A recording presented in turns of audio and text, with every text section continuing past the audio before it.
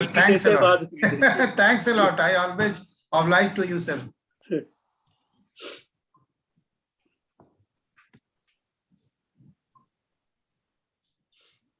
मेरा सौभाग्य यह है कि मैं इस मैगजीन से शुरू से जुड़ा हूँ। It's our pleasure, sir.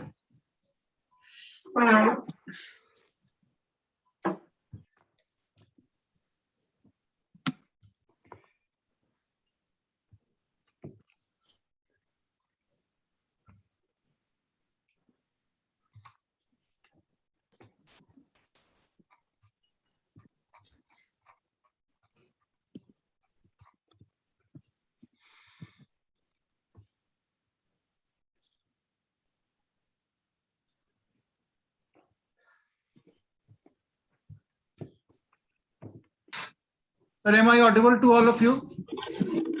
Yes, sir. Very clear and very loud. Acha, Dr. Saroj Churamani ji, warm welcome. It's my pleasure to invite you. Thank you so much. Okay, Good sir. evening, Doctor. good evening to all of you, please. Good evening, Okay. ma'am. नमस्कार, Sanjay Rai here. नमस्कार sir, नमस्कार. आपसे 25 दिसंबर को 80 घाट पे मुलाकात हुई थी. क्या बात है. बनारस 80 घाट पे. अपने वहाँ 80 घाट पे मिले थे. अभी आज 80 घाट तो एक ही है पूरे इंडिया में. और संजय जी, एक चीज हम बता दें कि हम 80 घाट के रहने वाले हैं. अच्छा. हाँ, तो हमें तो लग रहा है कि हम गंगा जी में स्नान कर रहे हैं 80 घाट पर रहवासी. मुझे तो याद आ गया Jain Singh ji.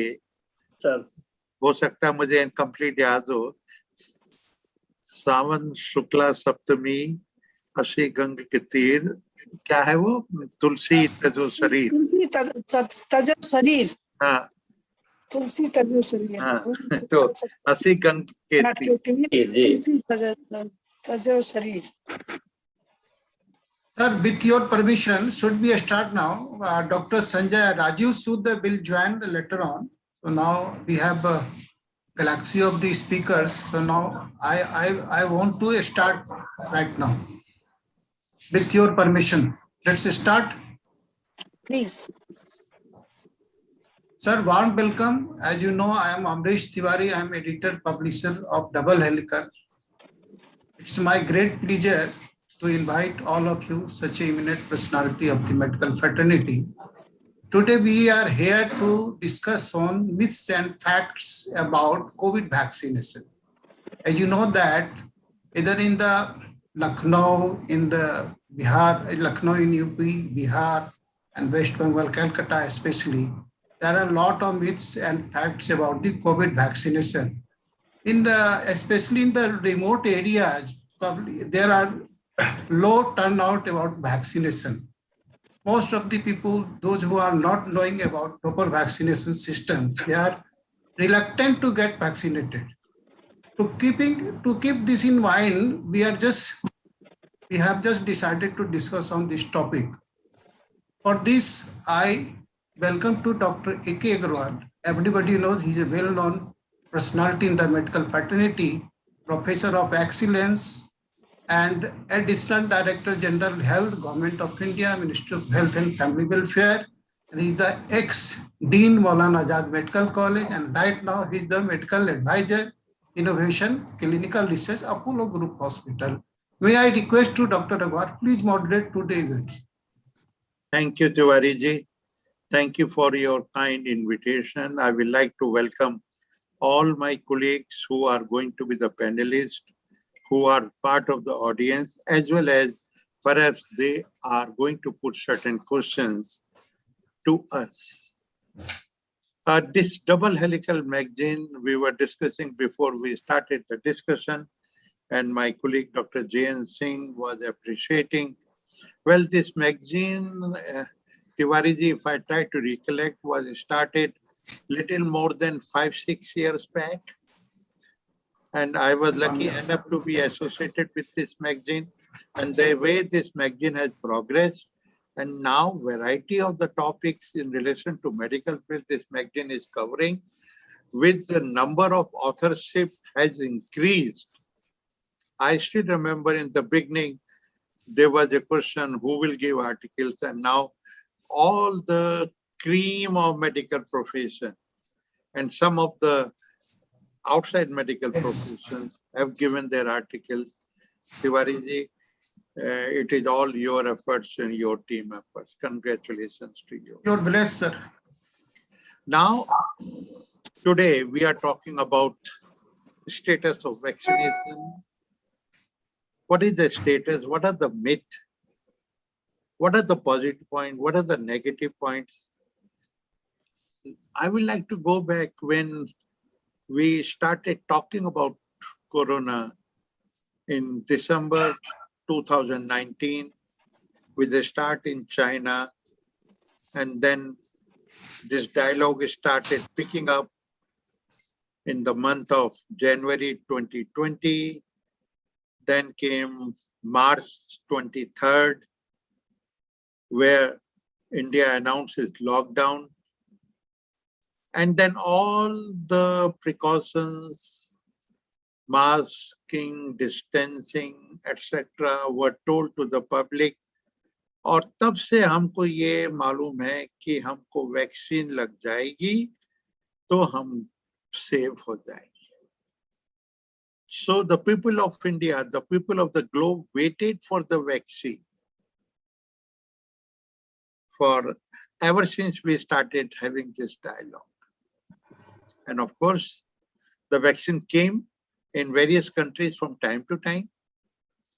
In India, we started having vaccine in the month of January 2021. And people started getting vaccinated January onwards. We never knew that we are going to face the second wave.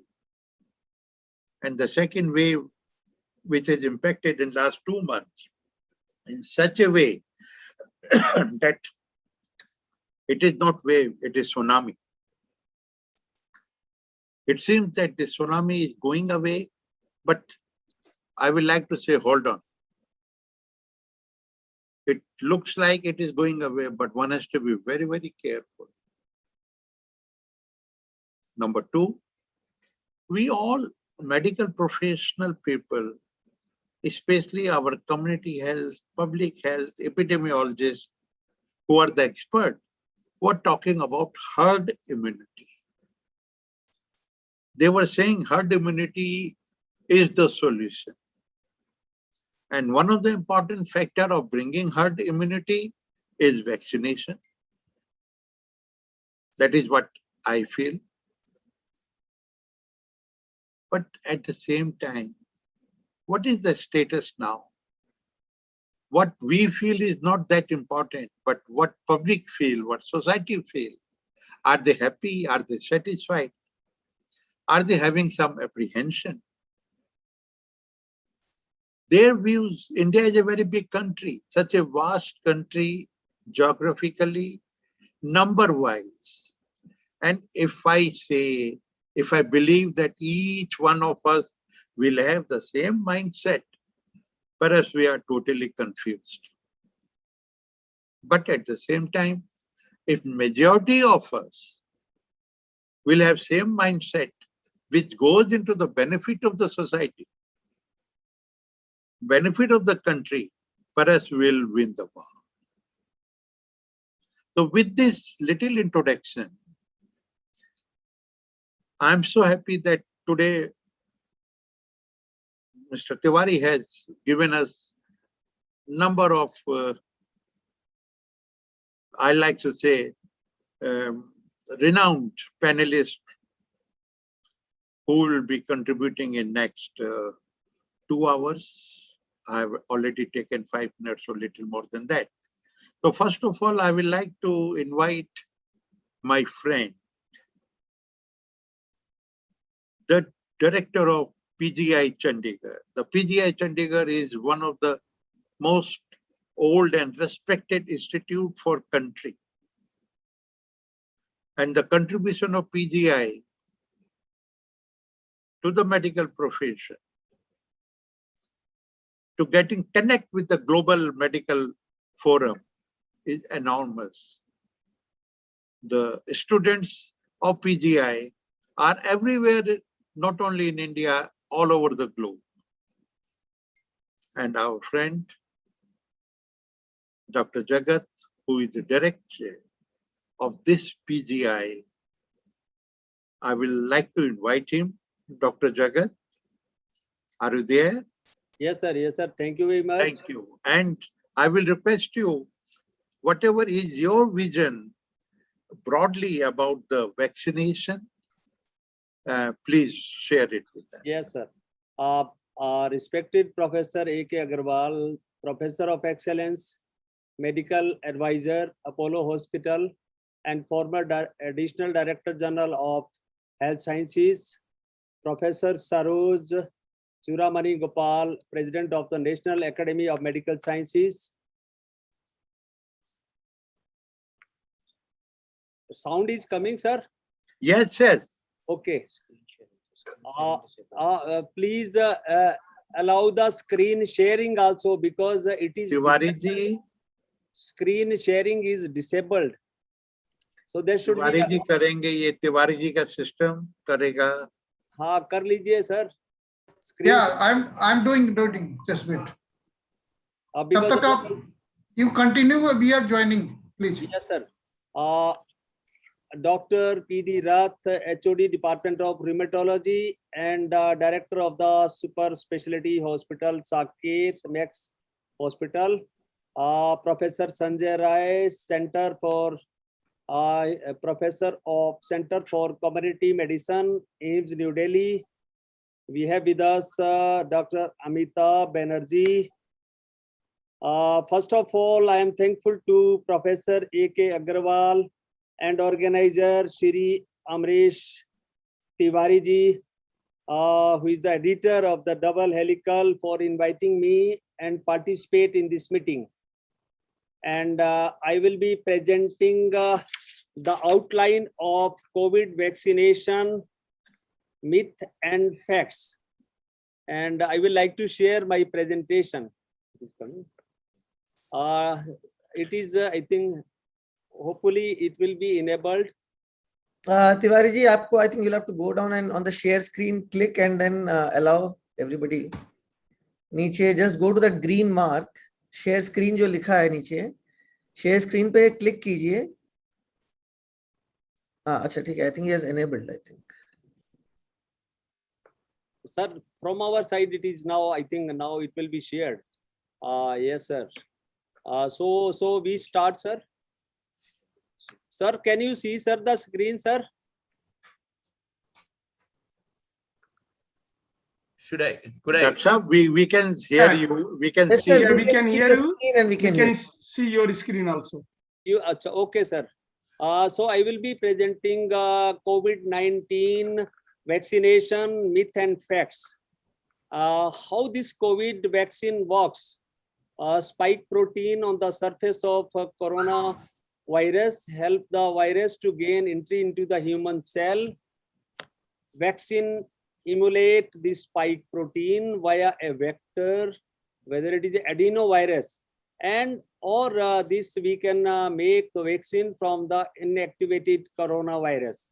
This stimulate the human body to produce antibodies against the spike protein and keep a memory of the same.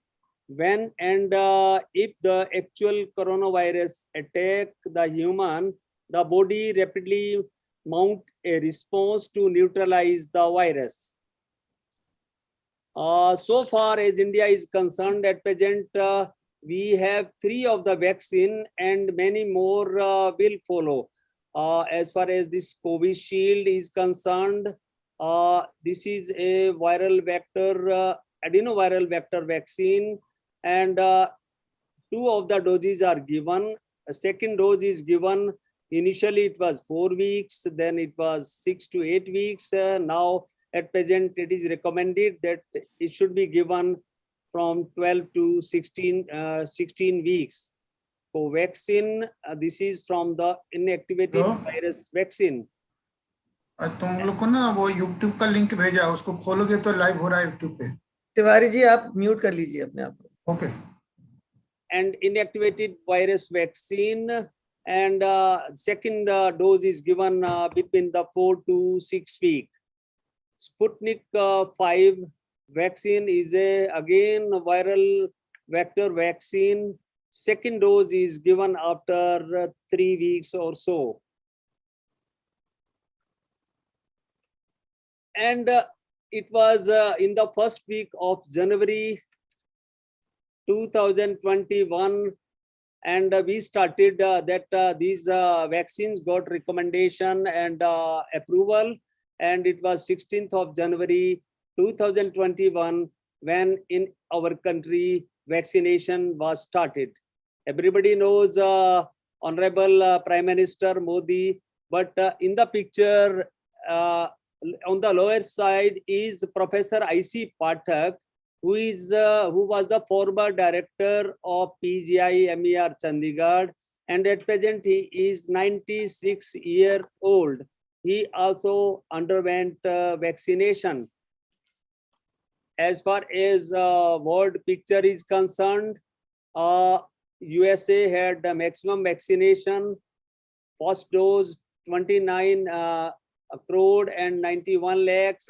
India has close to 23 lakhs vaccination, but still a second dose to be completed.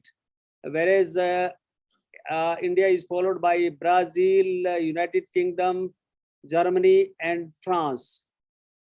US say that vaccinated people can go mask-free outdoor and most of the time, but I will suggest that our people should follow full precaution, the full COVID norms, even after first or second dose of vaccination.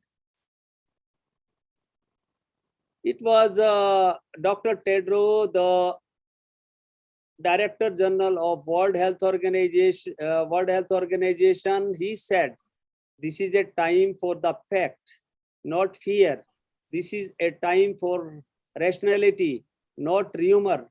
This is a time for solidarity, not stigma." There are several myths as far as this COVID or corona vaccine is concerned. One of the myth is that COVID-19 vaccine are not safe because they were developed so quickly. People think that in the past 100 years or so, whatever vaccine came, it took 5 to 10 years to develop the vaccine. But now the science is so much advanced. Every vaccine candidate went through all the phases of clinical trial and safety review by the respective global and national regulatory authorities. So it is not just like that it is developed very quickly. It has taken some time, and emergency use authorization was granted after evaluation once the data for the safety has been evaluated. Second myth is that severe side effect occurs after COVID-19 vaccination. This is not true. There are only minor side effects. Serious side effects are very rare. The benefit in terms of protection from the severe COVID-19 vaccine far weighs any of the risk from the vaccine. Another myth is that I should not get vaccinated if I have an underlying chronic disease. Rather, it is absolutely wrong because rather it is much more indication those people with comorbidity that they should get vaccinated.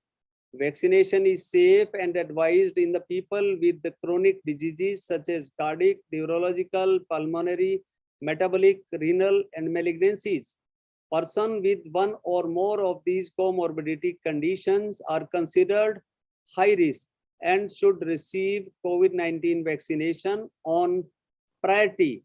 Vaccine is safe and efficacious in adults with comorbidities and decreases the severity of the infection as well as the mortality once it is successfully given. Another myth is that I do not require vaccination as I have already been infected with COVID-19. There are reports of reinfection with the virus even after person is diagnosed with the COVID-19, as natural immunity could wane after a period. The duration of protection from COVID-19 after getting the disease is not certain. Thus, the vaccination is advised even after recovery from the infection. Another myth is that I can get COVID-19 from the vaccine. I think this is absolutely false. Even after vaccination, one may get mild flu-like symptoms. These are the minor side effects such as fever, fatigue, body aches, chills in many of the people after vaccination, which is a normal reaction of the immune system of the vaccine. COVID-19 vaccines are incapable of producing the disease in the recipient.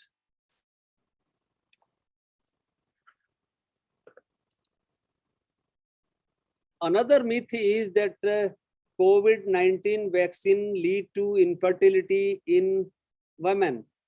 This is not true. Another is that vaccine should not be given to the female during menstruation. Both of them are false. COVID-19 vaccine do not affect the fertility. On the other hand, getting COVID-19 can have potential serious impact on the pregnancy and mother's health. Females should go ahead with the vaccination irrespective of the phases of menstrual cycle. Another myth in some of the people is that I can interchange the vaccine and receive the first dose of Covaxin such as another is of the Covishield. At this point of time, although this point is under investigation, that whether we can use the two different type of vaccine. Suppose one of the dose is of one vaccine and second dose or booster dose is of the other. This is under investigation, but at present use of the two different vaccine is not recommended. We still need more data to justify it. Another myth is that I should avoid taking alcohol, follow dietary restriction after COVID-19 vaccination. There is no evidence to suggest that alcohol or any food substance impairing the effectiveness of the vaccine. Sometimes even family member will say that, okay, tell the this patient that you should not take alcohol particularly. I think that happens sometime, but otherwise it is not true. Another myth is that COVID-19 vaccines will alter my DNA. This is not true. Vaccine instruct the cell to produce the viral protein that triggers an immune response against the COVID-19 virus. They do not insert into the DNA, thus they do not alter the gene DNA and cannot be transmitted to the next generation. I think these were some of the myths, and some of the people are so afraid of the needle while they show in the television and otherwise, that they say that this is very painful. It is not painful. Whatever, if first injection is given or second injection is given, we must continue following the COVID appropriate behavior during and after vaccination. That is that we must wear a mask covering the nose and face, practice frequent hand washing and use hand sanitization. Maintain a 2-meter distance. Any symptoms which develop, we must isolate and we must seek the medical advice accordingly. This is, sir, this is just the outline to just open up for discussion and more comment and sharing of their experience, sir. Thank so you. much. Thank you, Professor Jagatram. You have given us absolutely a very clear-cut picture that what are the queries in mind of public, right? As a layperson, as a member of the society, even among medical profession, amongst medical profession, and very appropriately, you have given a very, very balanced answer to that. And I appreciate that. And just for sharing with all of you, Professor Jagatram has been leading PGI for a number of years, and he is a very eminent ophthalmic surgeon. And I'm sure besides his administrator's duty, he must be dealing a lot with the mucormycosis nowadays. But I'm not going to discuss mucormycosis today because this is not the topic. So Sir, thank you. I can answer any of the question. I know. COVID Please, please stay with us. Yes, We will sir. continue with the presentation or the discussion with all our colleagues, and in between or after that, there will be questions and we will definitely request you to answer that. The next one, I would like to invite our senior colleague, Dr. Saroj Churamani Gopal. She is a very eminent pediatric surgeon, spent her whole life in BHU. Thereafter, she became Vice Chancellor of my college where I was a student, KGMC Lucknow, and looking after KGMC in a very, very wonderful manner. Then she is nowadays leading the National Academy of Medical Sciences as president. Madam, you are most welcome for this particular platform. Your experience as a clinician, as an administrator, and now we are leading one of the very important offices for the country. So what do you think about the overall picture of vaccination from a very generalized point of view? Sir, sorry to intervene. Dr. Rajiv Sood has been joined, the founder Dean Ramanoran Medical College. Right. Rajiv, welcome to you. Dr. Sood? Yeah, am I audible? Thank you very much. Please, madam, you continue. Thank you very much. I must thank Mr. Amnish Tiwari ji and the chairman of this presentation, Dr. Arun Agarwal. And thank you, Dr. Agarwal, for such a good introduction. I modestly accept. You deserve much more than that, madam. Sir, I've been wanting to question. Can somebody put my video there? I think we'll take the question later on. Tiwari ji? Yes. We have you're most welcome. We will appreciate your question, but Sir, allow us to take it later. Meantime, right, sir. Meantime, could my video be put on, sir? Because I cannot see myself on the screen. I wonder if you can see me, sir. एक काम करें तिवारी जी, अजय राजपाल जी का ये वो है. I agree. उनका नाम मेरे सामने है, लेकिन मेरा उनका वीडियो नहीं दिख रहा है. Please, यदि आपके सिस्टम में उनका वीडियो दिख जाए, please continue. Madam, please continue with your presentation. Sorry to bother you, ma'am. Sorry. Thank you, sir. Well, I thought of emphasizing in this meeting about the role of vaccination and the in context of COVID. What have we now learned from those countries who have got vaccination done to majority of their population. Now, am I audible? Because I can't see myself neither. Your video is off, ma'am. Okay. My video is off. I don't know how to. Madam, but you are audible. Of course, we want to see you So also. that matters more that I should remain audible. But we want to see. Yes, we can Yes, see ma'am, you. you are on. Thank you, sir. Now, I would like to inform the people who are in line, especially the purpose of all these webinars is that there is wider dissemination knowledge to public.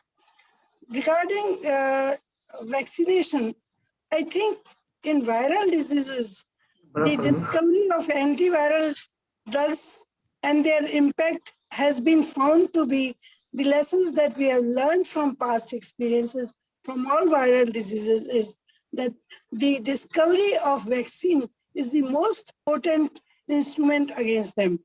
And it has been rather a very fortunate thing that in the past, whenever there have been viral diseases, pandemic diseases like smallpox, a vaccination coming for like smallpox took about a more century.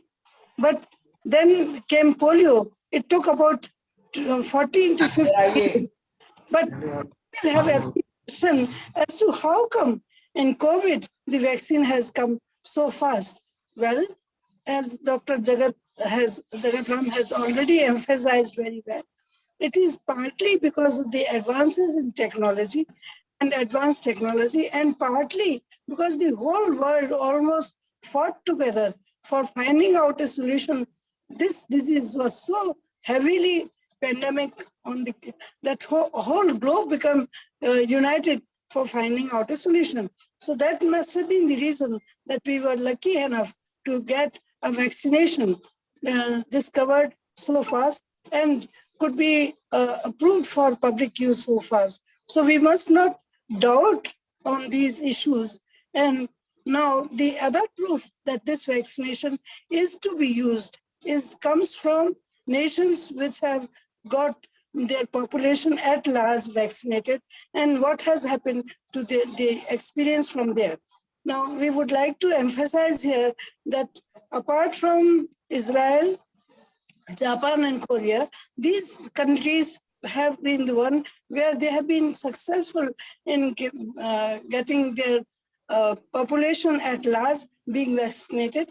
Israel has succeeded to the extent of giving 2 doses full vaccination to more than 60% of its population, whereas one single dose up to 80% of the population.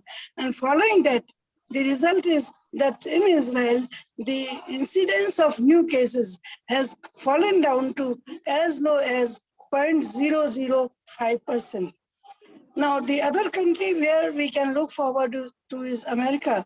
America was the country which was the worst hit in the whole globe with coronavirus, COVID-19. And there, the incidence of new cases have come down from somewhere which was used to be more than 70,000 per day. It has come down to only in the vaccinated population, which have received both the doses, the incidence has come down to 5,800.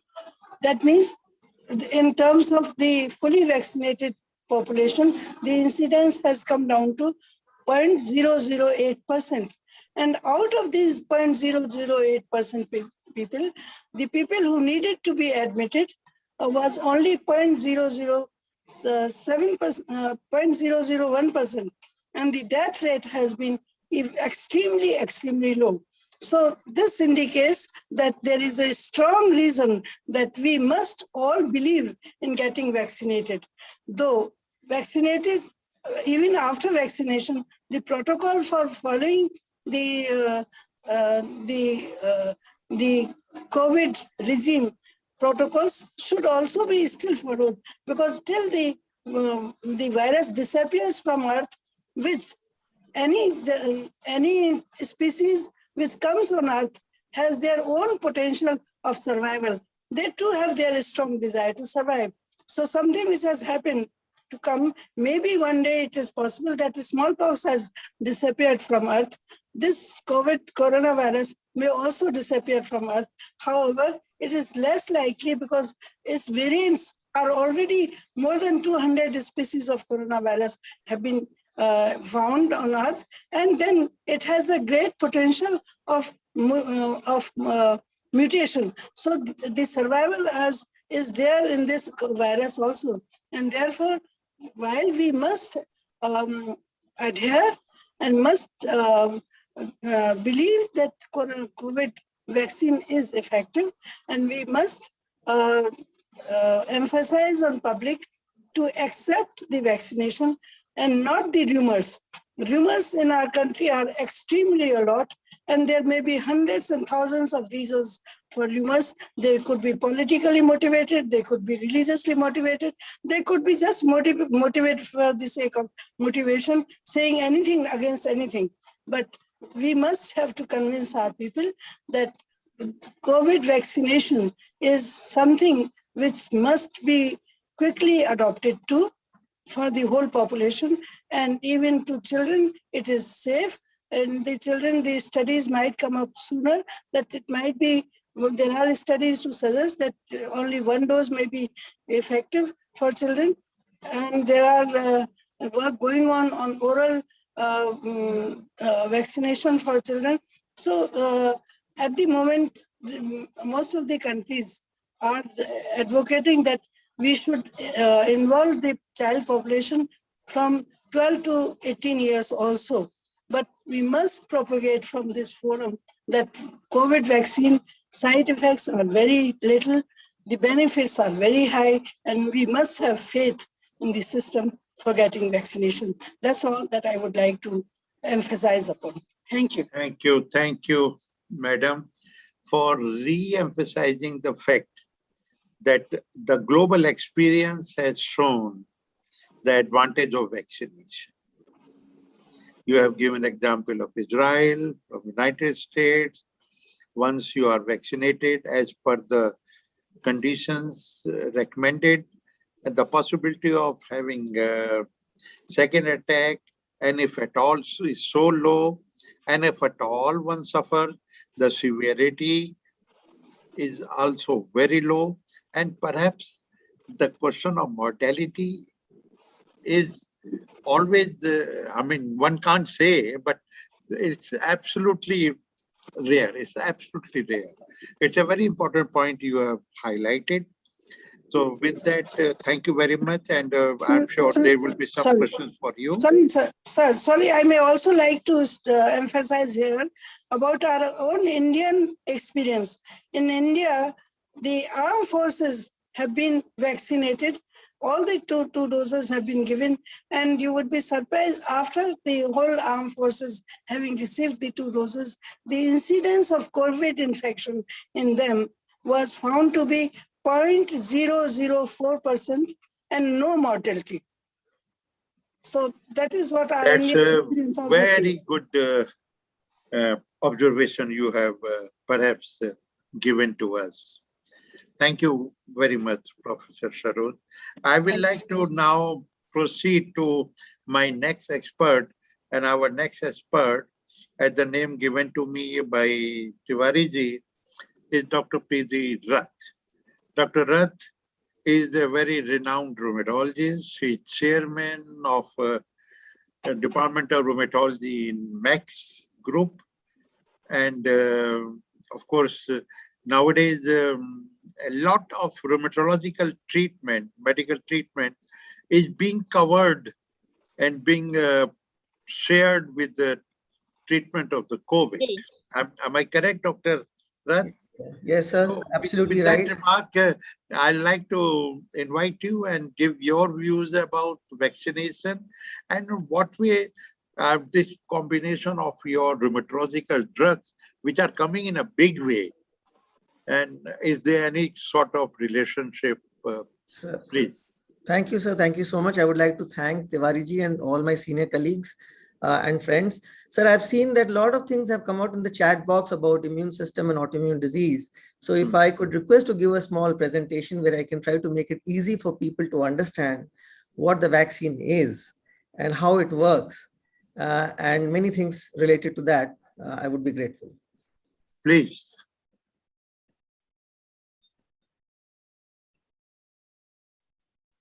I hope you can see the screen, and I hope I'm audible. Visible, very much visible and audible too.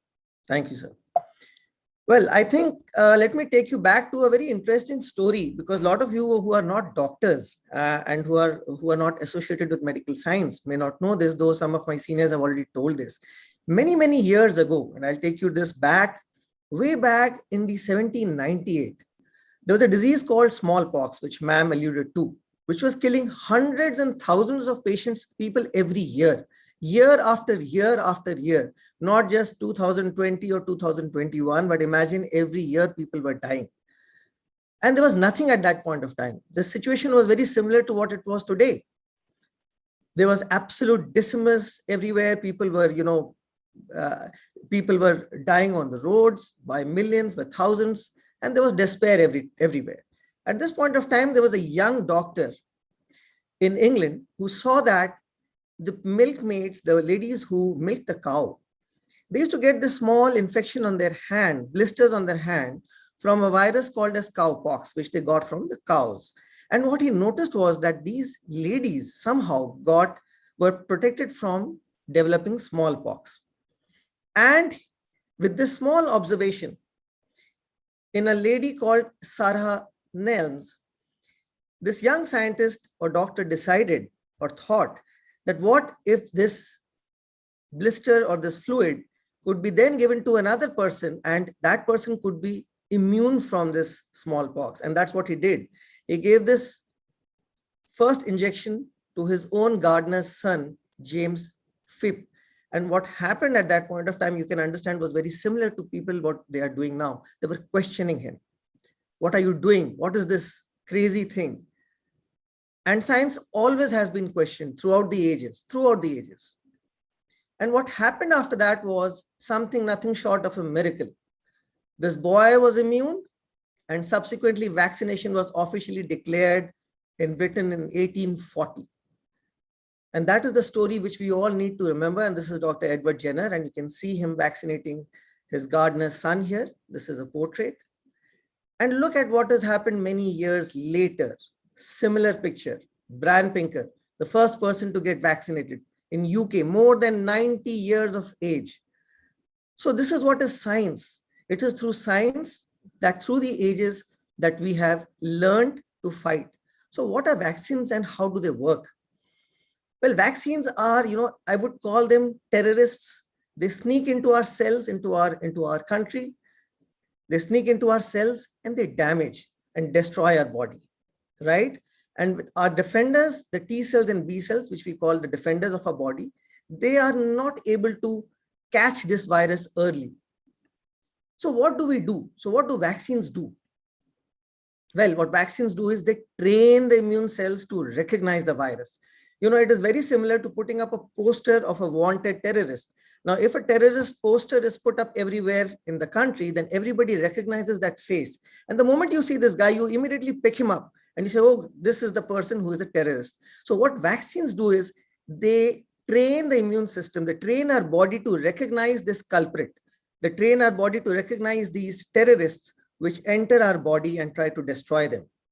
So vaccines, what they do is they train our immune system, they train our so-called T cells so that next time when they come, the immune system is strong enough to kill them. That is the most important thing. The next question is, if that is so, are vaccines safe and effective?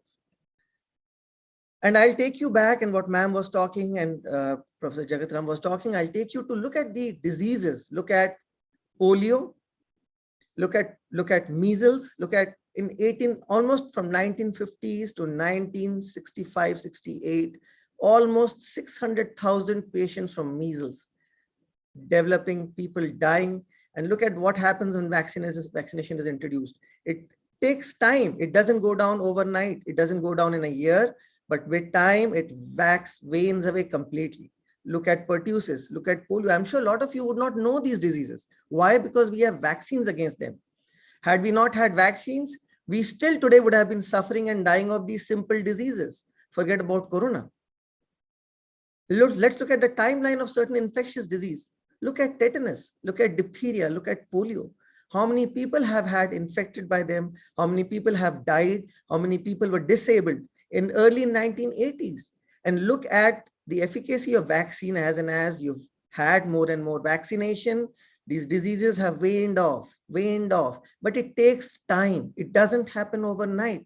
We need to have patience. We need to understand that vaccination is the only way to move ahead, because this is what we have learned from our history.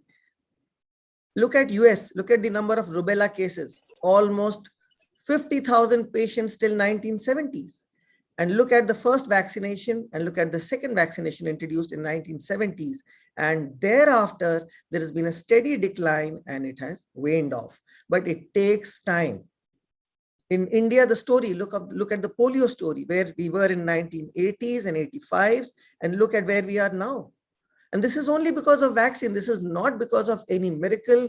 This is not because of any alternative system. This is pure and pure science, which has helped us survive through the ages. And this is what we owe so much to those vaccines, that today we are safe and not dying of every other disease. That we have time to think of this disease, and why does everyone need to be vaccinated? Because try to understand, and what Professor Agarwal was saying about herd immunity is, now look at this, if there is one person who gets infected, all the others are protected in, so the infected person is in red and the protected persons are in blue, then the further transmission of the virus is stopped. But imagine a condition where one person is vaccinated and every person around him is not vaccinated and carrying the virus. Well, this person with vaccination may also get overwhelmed with the viral load. So it is important for us not only to get vaccinated, but to make everybody around us vaccinated. Because understand, united we will be able to stand, divided we'll fall. If we think, oh, I'm vaccinated, I'm safe, I don't care for the other person, it's not true. You will not be safe if you are the only person vaccinated.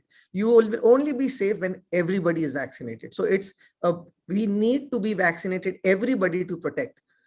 So let me talk. So if I'm talking to, if I try to make you understand about what is the coronavirus, it's like a lion. Okay, so imagine a condition where an era where there was no zoo and you had to see a lion. What is the best way to see a lion? Is you go and stand in front of the lion to see it. There are two things that will happen: either the lion will kill you, or if you're lucky, you'll escape, right? So is there another system to recognize? Well, there is. What if we see a dead lion and we understand what a lion is, so that the next time the lion comes, we know to run away or we know how to escape from the lion? And this is what vaccines do. So there are certain vaccines which carry dead viruses, like this dead tiger is being carried in this truck. So there are dead viruses. So certain vaccines carry the dead virus into our body, and our body recognizes that this animal, and when they see this animal live, they're able to attack it or kill it. So when people wonder and worry, oh, will this vaccine develop infection, make me cause infection? Of course not. It's a dead animal. How can it kill you? So similarly, you have inactivated vaccines. And remember that the Bharat Biotech vaccine is a killed SARS-CoV-2 virus vaccine. So where is the question of developing infection if you are getting inoculated with this vaccine? Absolutely zero chance. So there is no question of you developing a disease from a killed vaccine. And then you have the vector vaccines. The vector vaccines are slightly more smart. Instead of seeing the whole animal, if you recognize the dangerous part of the animal, what is the dangerous part of the vaccine, of the virus, is the spike protein. It is very similar to the claws or the teeth of a lion. So if you recognize this, and you recognize that any animal who has these claws or who has this deadly teeth can cause us harm, and we need to protect ourselves, that is good enough. So the vector vaccines take a part of that virus, the most dangerous part, and train our body to recognize that. And that is enough. And again, how can this lead to infection? Absolutely not. You can't get killed by a dead lion, neither can you get killed by a lion's claws. Similarly, you have vector vaccines like the AstraZeneca vaccine or the the Sputnik vaccines. So these are vector vaccines. They carry a small portion of the virus. It is not the virus. It has no capability of infecting or killing you. And then you have the genetic vaccines, and I will not talk about that because we don't have them in our country. The next most important question that comes in people's mind is which vaccine is better. And I think that's the most difficult question to answer. It's like, so would you say Covaxin versus Covishield? And I would say it's like apples versus oranges, because they're two different kinds of vaccine. So the right question to ask today is that we must take it. It doesn't matter which one of these, but we must take this, any one of this, because it trains our immune system. There are certain differences, and I'll try to just skip these slides and try to take you directly to a small study which was done. This was the Kovac study. But before going to this, I would like to say one thing, and I can say this because I'm not the government is. Let me make one thing very clear. When it comes to Covishield, whether you take it at 4 weeks, you take it at 6 weeks, or you take it at 12 weeks, the efficacy remains the same. The trial in US was done with Covishield in more than 30,000 patients, and the dose was given at 4-weekly interval, and it showed 79% efficacy in preventing symptomatic COVID-19, 100% efficacy against severe or critical diseases, and comparable efficacy across all ethnicity and age groups. Now, even if you increase the duration, and I'll come to that on the discussion part, and I'll explain you what was the flaw in that study, you would get a same response. It's not that the efficacy improves if you increase the duration. Well, it may be a policy decision of the government because of certain regulations. So you need not worry if you've taken the vaccine at 4 weeks, and you need not worry if you've taken the vaccine at 12 weeks. Now let's look at the protection capability of the vaccines. Covaxin, you look at this, almost 0.4% people who had taken the first dose developed the infection out of almost 93 lakhs. And 17 lakhs who took the second dose, almost 0.04% became positive for COVID-19 in Covaxin. And look at Covishield, 100 lakh patients, 0.02% developed COVID-19. And almost 15 lakhs more patients and 0.03%. So you see the protectability of the vaccine is far, far, far more. Now, there was a small study called the Kovac study. This was done with 552 participants. And this was a real life study, and they looked at various things.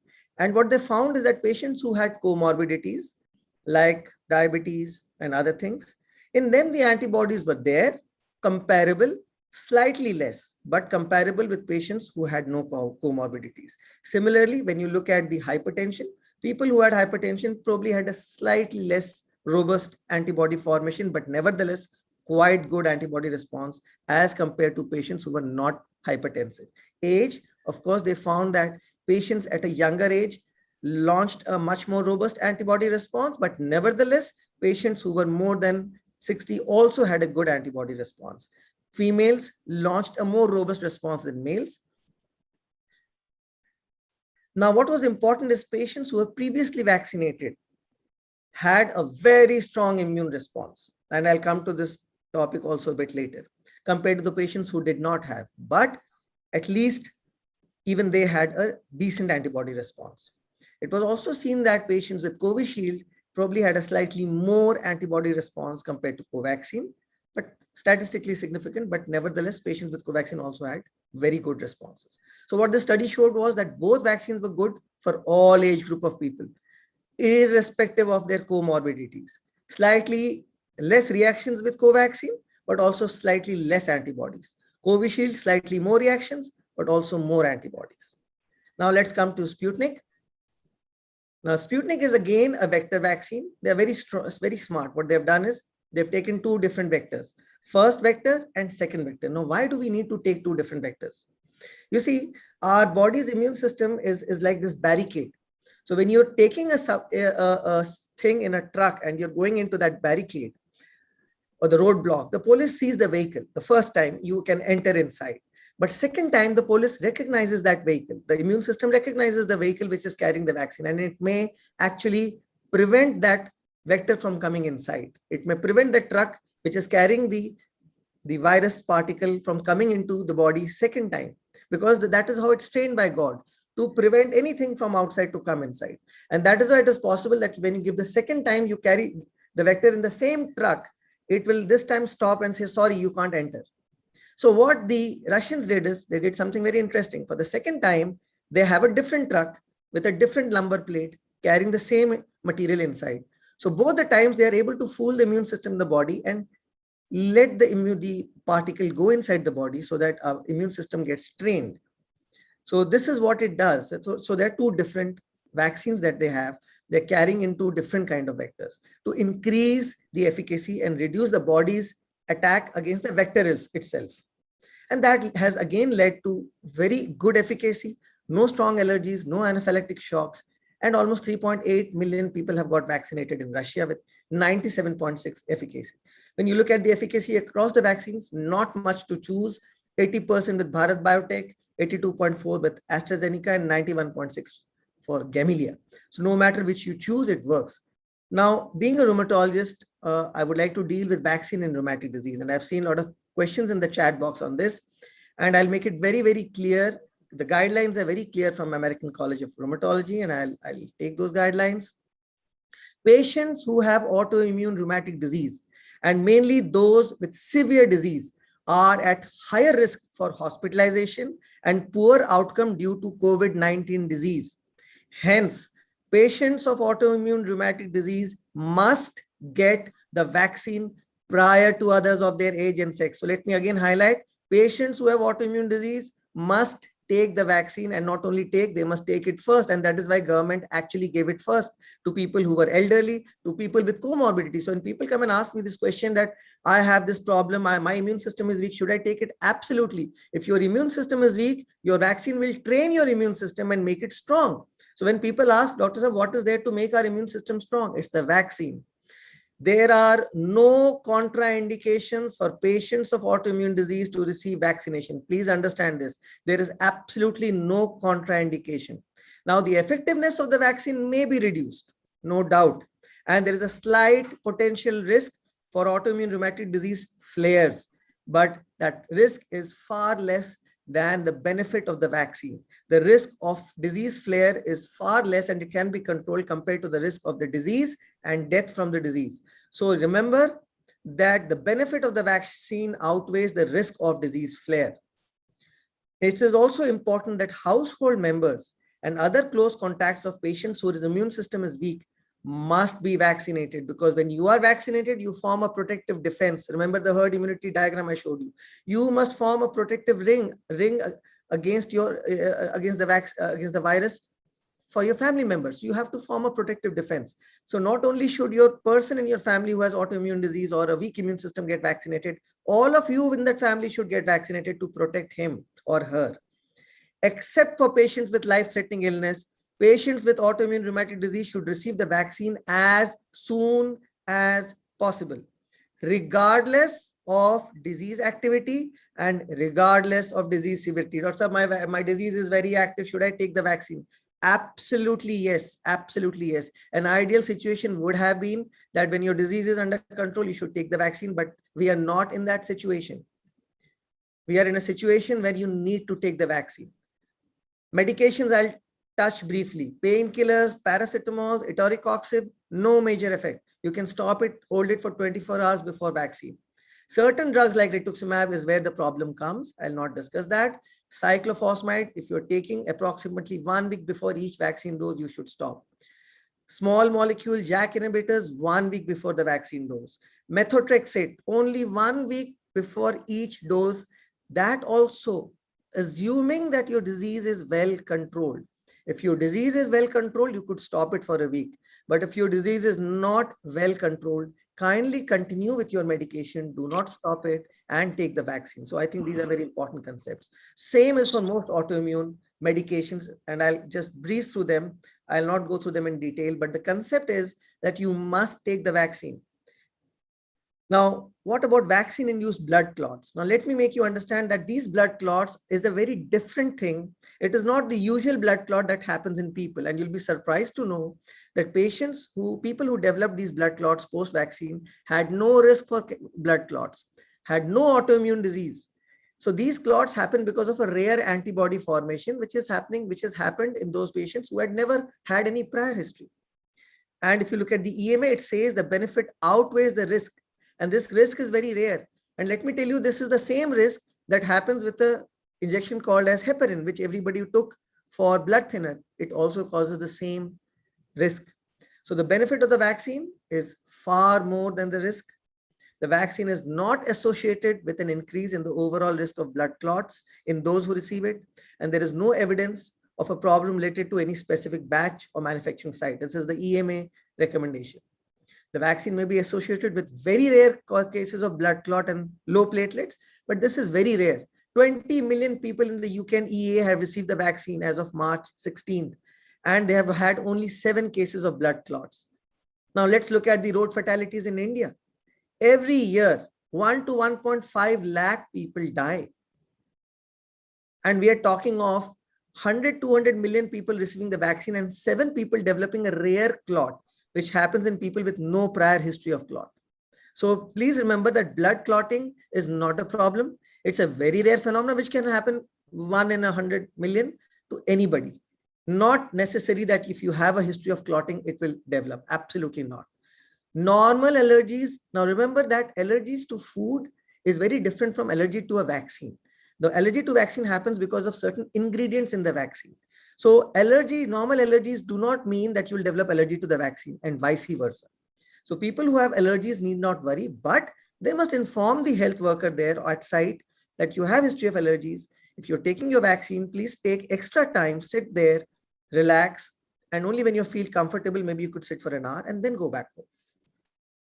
And so blood thinners, if you're on blood thinners, please do not worry. The vaccines are given through very fine needle, and these needles do not cause any bleeding. Unless your INR is more than 3, it's absolutely no problem if you're taking an aspirin or clopidogrel, or even if you're taking anticoagulations. Unless your INR is more than 3, you need not worry from the vaccine.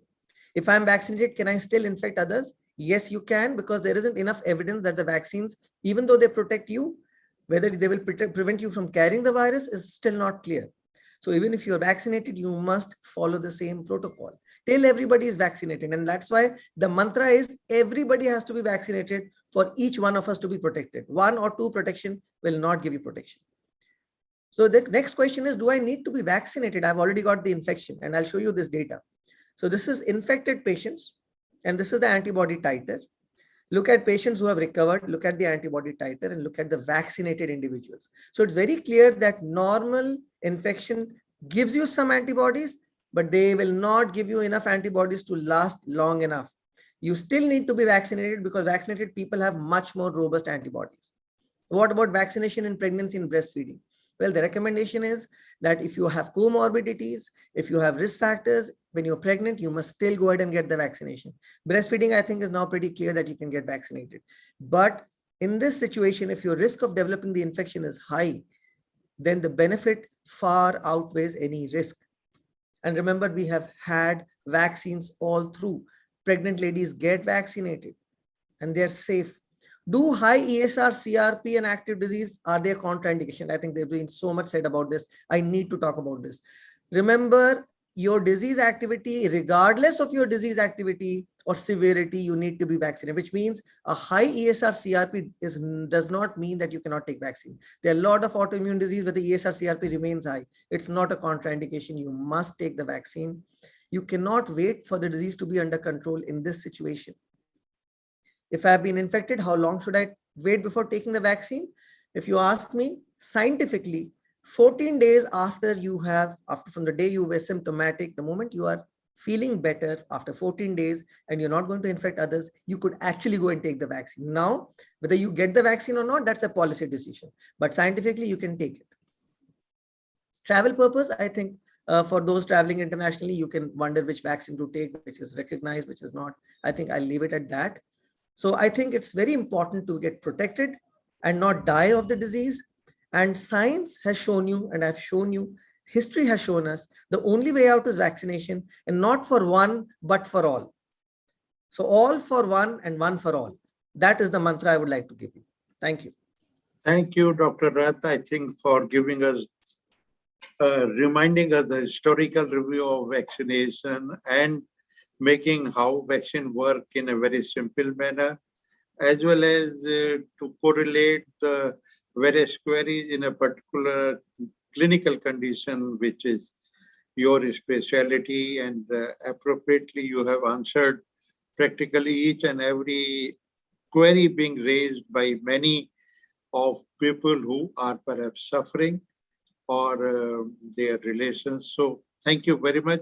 Please stay with us and we'll get back to you. I think according to number now, I will like to invite my friend, my colleague. Dr. Agrawal, I've got a question directly related to Dr. Rath, if you permit me. मैं आपसे request करूंगा कि मुझे ये कहा गया है कि बाद में लेंगे. Sir, please bear with us. Okay? Thank you, Rajpal ji.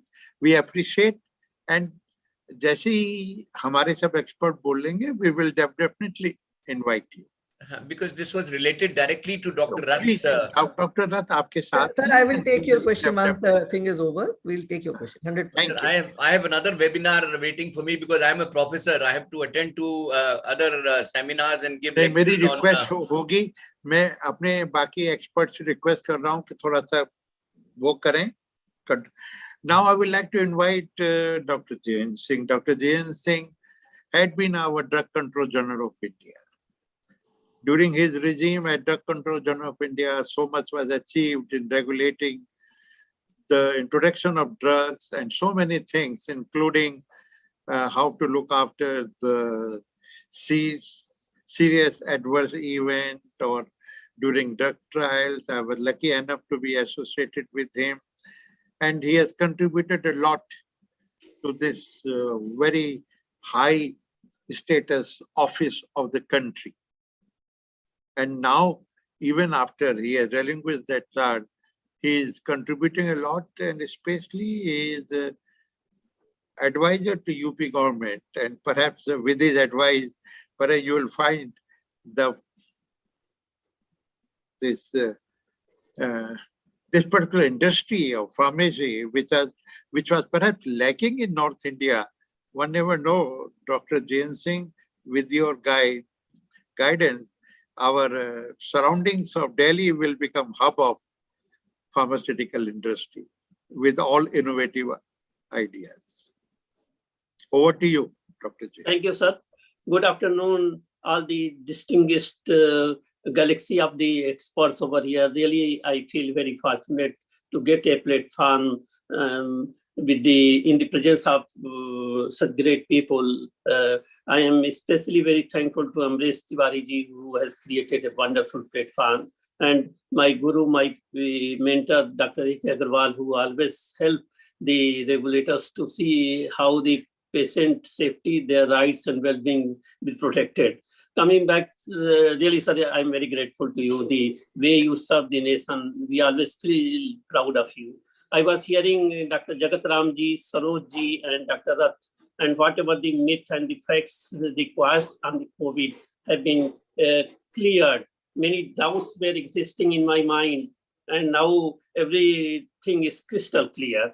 Coming back to the regulatory part of you, which sir, is close to my heart, and I always... The role of your office, your excellence. Sir, I would be mentioning here, the country is very fortunate to have a very strong base of the drug regulatory system. Way back to 1940, the country has put in place the Drugs and Cosmetic Act 1940, followed by the Drugs Cosmetic Rules in 1945. You see how the wisdom comes and gradually we improved. Now, for having the proper regulation in the country, 4 pillars are very important: the safety, efficacy, quality, and the last part is affordability, because most of you would be appreciating how we are going to really push that affordability. We also become a part of the system. So when we are talking about the safety, efficacy, here, when I was mentioning about the Cosmetic Act and the rules, I would be taking you back to 2009, when the swine flu was there, H1N1 virus was floating across the country, and we were thinking how to control. The country was again very fortunate to have a very strong base through ICMR, DBT. We rose to the occasion. And you remember the H1N1 vaccine, about 5 manufacturers could made in a very short time at that time also. But sometimes we memories start and we think, everything is happening right now. So we already strong base are there. The successful story of polio vaccine, how in 2014, so with the efforts of all the practitioners, the medical paramedicals, and the government's efforts, we could able to eradicate. So these are the two things which I wanted to flag over here. The country has got a very strong manufacturing base. We are having a very robust system of regulatory system put in place in last about 20 years. I remember when we were passing through a very rough time of the combination drugs, India was taking a lead. Then we entered into the vaccine phase, and vaccine, now India has become a hub for manufacturing of the vaccines, and we are the major supplier of vaccine to the globe. So about 23 manufacturing sites are there in the country, out of which about 6 are WHO pre-qualified sites. And some of the manufacturing base, we are having capability, we are having a base to supply almost at a global level. When we are talking about the our Covishield or Covac, these are the Covac. When we are talking, I would like to mention here in sir, again, one success story of the rotavirus. So rotavirus, people were thinking it would never be possible to have a rotavirus vaccine in India, but the very committed efforts of the DBT, Bharat Biotech, ICMR, all the people, they pulled their energy and all the resources together to see that India may have a rotavirus and we are having a vaccine. So these base, and now when we entered into 2018, this pandemic, people were thinking how the things would be taking shape. Again, I am taking the good work done by the subject experts, by the technical experts, the medical fraternity people who stood together when we are passing through rough weather in 2012. The global manufacturers, the Supreme Court, the Parliament, everyone was thinking how whether India would become a guinea pig for the drug discovery research. At that time, all the experts stood together, and we made the rules under 122 DA, how the import, manufacturing, and the new drugs would be taking place. When we are talking about new drugs, vaccines come into that only. Then we thought, let the things are scattered here, there. Why not we may have a very robust system of regulation in India? In 2018, sir, we made the drug cosmetic rules a separate clinical trials rules, which most of the things which you people have contributed, sir, when people were thinking if any adverse drug reactions take place or even adverse events following immunization take place, what would be the compensation the country would be giving? India is the one country which given a new formula, and you were the part of the that group. First time in the parliament, everyone appreciated how India could give a better system. I remember our Mr. Jain, when he was the additional secretary, now he is the Secretary General Red Cross. We sit together and made the globe to, yes, India can do it. So now we are having a robust system of protecting the rights, safety, and well-being of the patient. We are having a very well-defined system for carrying out the safety, efficacy, measurement in the country. We are having very robust system of clinical trials at the phase 1, phase 2, phase 3. When we are talking how India succeeded in clearing or making a new vaccine in India, when we are talking about Covac, it is totally a Swadeshi vaccine. when we are talking Covishield, so that facility is wonderful facility. We can, when I was the DCGI, I had got opportunity to visit both the facilities. And I can tell you, globally, our facilities are matching or even better. Many incidents took place when we were facing challenges from the developed nation. They were raising many quality issues. At that time, I remember one of the top manufacturers who was heading one of the very important organization. He told me, Dr. Singh, why the developed nations are very susceptible, are very why they are putting so much barriers, because our facilities which we are developing are better than theirs. But due to some of the documentary or the presentation parts, we were lacking, but now those gaps have been filled up.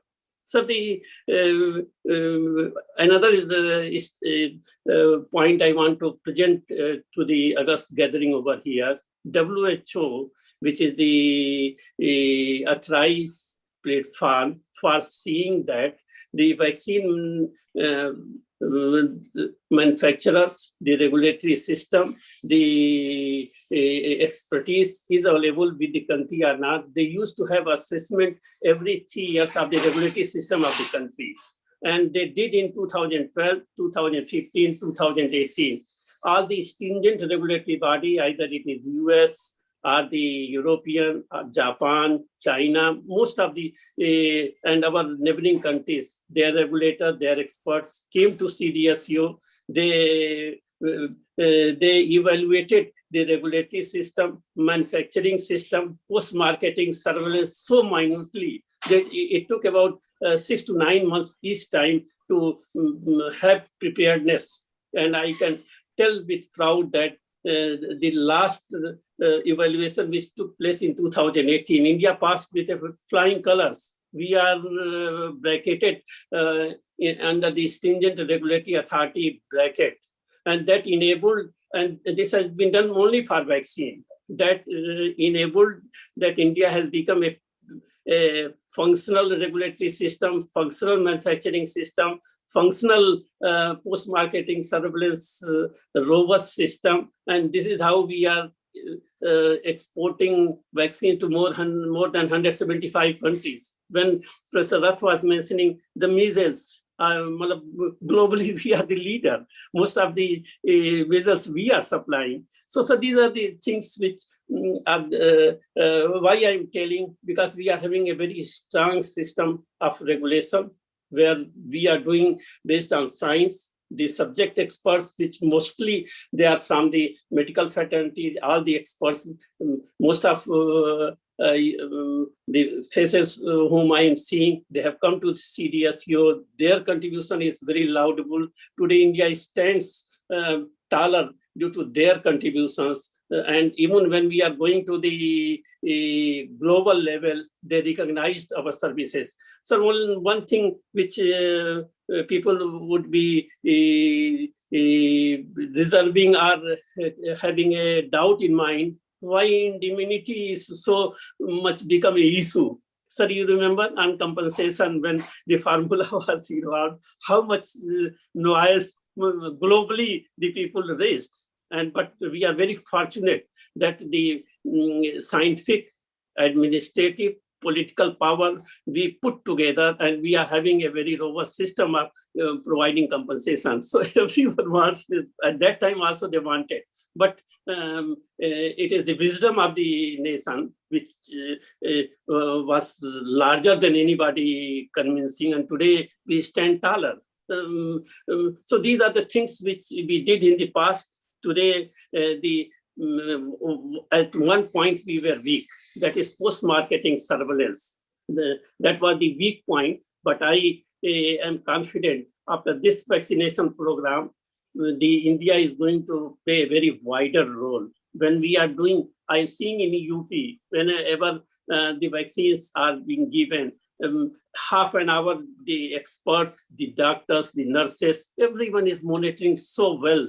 It is going to be a data mine, which is be very useful to present to the globe. No, we have done a very robust post-marketing surveillance. Our adverse event following immunization, which is one of the part which the Ministry of Health is doing with the help of all the doctors, would be setting an example to the globe.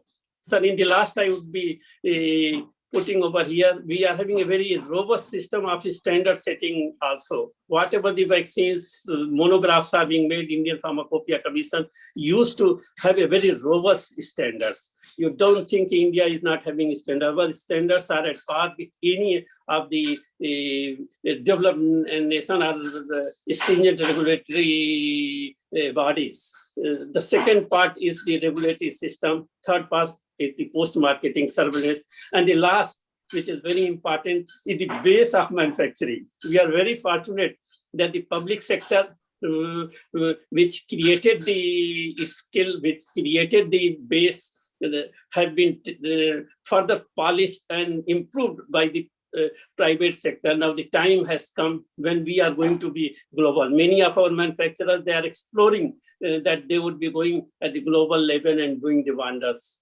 So with the great efforts of all you people, today I can tell you with the certainty, our vaccines which are being manufactured in the country, they are safe, they are efficacious, which have been shown by our previous speaker through the data.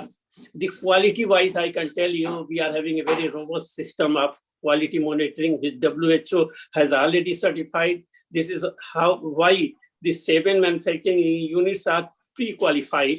And the last is affordability. I can tell you, India's vaccine is going to be a successful story globally. We would be producing vaccine at a very affordable price, where our vaccine would be safe, of efficacious. And when we are comparing benefit versus risk, benefit is much more. The myth of telling no, Indian regulators has cleared by pressure is nothing like that. Indian scientists, regulators, and the people, they never bend, they never compromise on the safety or efficacy. I can tell as a former regulator and serving the standard setting institution that whatever the vaccines have been approved by the regulators, that is being done based on science, based on regulatory system. It has been certified by WHO or the stringent regulatory body. So we should not hesitate in taking. And post-marketing surveillance, which you were the person who made the country to stand taller when compensation was the biggest issue. I'm repeating it in the last to the medical fraternity people who are sitting over here. You know, now we are having a very robust system. No one can raise the question, you know, the clinical trials which have been conducted in India is anywhere being compromised. With these words, sir, I'm very grateful to Dr. Tiwari ji, Amrish ji, you and all the learned panelists who has given so oversight. I'm going to utilize all the wisdom in UP also. How you can see that in the beginning it was raised that Bihar and UP are the challenging state. But I can tell you, when we decide, when we are, हम backward अपने को समझते थे, लेकिन जब हम उठ जाते हैं तो हम शेर की तरह चलने लगते हैं और सर उत्तर प्रदेश सबसे अग्रणी होगा। आपको ये हम कहते हैं कि जो माननीय प्रधानमंत्री जी का, मुख्यमंत्री जी ने जो अभी बेस बनाया, क्योंकि हम उसमें इन्वॉल्व हैं, जानते हैं सर, हम लोग बहुत ही अच्छा करने जा रहे हैं और समय बताएगी कि क्या अच्छा कर रहे हैं। धन्यवाद sir. Thank you, Dr. Jain Singh ji, for giving us a very the information which has given us the strength that our regulatory system is very strong. We are nowhere less than any global standard. So if somebody has got any doubt in their mind that what is the status of our vaccine, are they of the same quality or the same efficiency, I thank you for emphasizing that our vaccines are as good as any other vaccine. And the DCGI office means quality. DCGI means safety. DCGI means efficiency. And wishing all the best to you for your futuristic approach for bringing a pharmaceutical hub in UP. Thank you, sir. Please stay with us. I would like to invite now my colleague, Dr. Sanjay Rai. Sanjay Rai is professor of Department of Community Medicine. It's a big center in All India Institute of Medical Sciences. And perhaps this community medicine department has given so much information for so many things, including COVID, right from the beginning. Singh Sahab, जब मैंने अपना career शुरू किया था, I started with Deafness Project, and I was associated with this department in All India Institute in 77 onwards. So, Dr. Sanjay Rai, please give us some evidence-based data and what you feel that what is going to be the fact about vaccination and whatever the doubts in the mind of public. If we can present the evidence, then the public get convinced very well. Thank you, Dr. sir. Sanjay. Yes, sir. Thank you very much. And thank you actually for various myths, Dr. Rath and Director PGI, Mr. Jien Singh Ji, Dr. Saroj Chudamani. So they have already covered. So my task is now easy. So very good evening, all the dignitaries, all the eminent speakers, expert group members, ladies and gentlemen. First of all, I would like to thank this Double Helical and Association of Healthcare Providers India for having me here. What I believe, the main objective of this webinar is to share and discuss the available scientific knowledge and remove confusion and myths related to COVID-19 and also COVID-19 vaccination. May I share a few slides? Please. Okay, sir. Tiwari ji. I am sharing, sir. We can see it. Okay, sir. Thank you. So, I will cover a few facts about this COVID vaccination and mainly scientific evidences available in India and globally. This is a very old slide. I'm using this slide since last almost 6 months with a different figure only, but same slide. But now the inference is different. We all know this SARS coronavirus originated in Wuhan city in month of December, reported from Wuhan city in the month of December, and within 3 months covered almost more than 200 countries. As on today, more than 70 million cases and 3.7 million deaths have been reported. All over world, these are the reported number. The actual number are really differently many times more than these reported figures. India is also more than 2.8 crore cases and more than 3.4 lakh deaths. So the big question in everybody's mind is there end of this pandemic? And then answer is always yes. We had a lot of pandemic. We had Dr. Jien Singh Ji mentioned about this swine flu pandemic in 2009, and then we had this Spanish flu. And the answer is yes. But now the inference is I used to say till March, I can say that yeah, this will happen through the herd immunity, and we will achieve herd immunity through vaccine and natural infection. But now my inference is different. So I will in last slide I will cover this. Now I cannot say that through vaccine we will move toward the herd immunity. We know vaccine is a safe and effective way to prevent disease and lives, and in current scenario it's more important than ever. We are using more than 20 vaccines all over the world, and every year we are saving more than 3 million lives. And we have now few vaccines. 16 vaccines have been approved by various regulatory authority to make a dent on this COVID-19 progression also. Just for background, currently we have these around 287 vaccines are in the different phases of the development, and 102 are the in the clinical phase. Already 16 vaccines have been approved by the various regulatory authority. I'm not going to cover this, but just for the scientific component that Mr. Jain Singh ji has already covered, there was no compromise on the scientific part. There is a lot of confusion among people that vaccine developed in less than 1 year time. So they have already cleared, so I'm not going to cover. So these are the various vaccine. I will skip all these slides. So 2 are actually messenger RNA, and Pfizer and Moderna, and 5 are your inactivated, just like our Bharat Biotech vaccine Covishield, and 5 are also your vector. They are using vector platform, adenovirus vector. Some are using chimpanzee, some are using human adenovirus, but the platform is then the peptide and the recombinant. So these are the 16 vaccines all over. In India, Government of India has approved 3 vaccines. Currently 2 are in use, Covaccine and this Covishield. Covaccine is a whole virion inactivated old technology. We are using since last many years for like polio. We had this technology.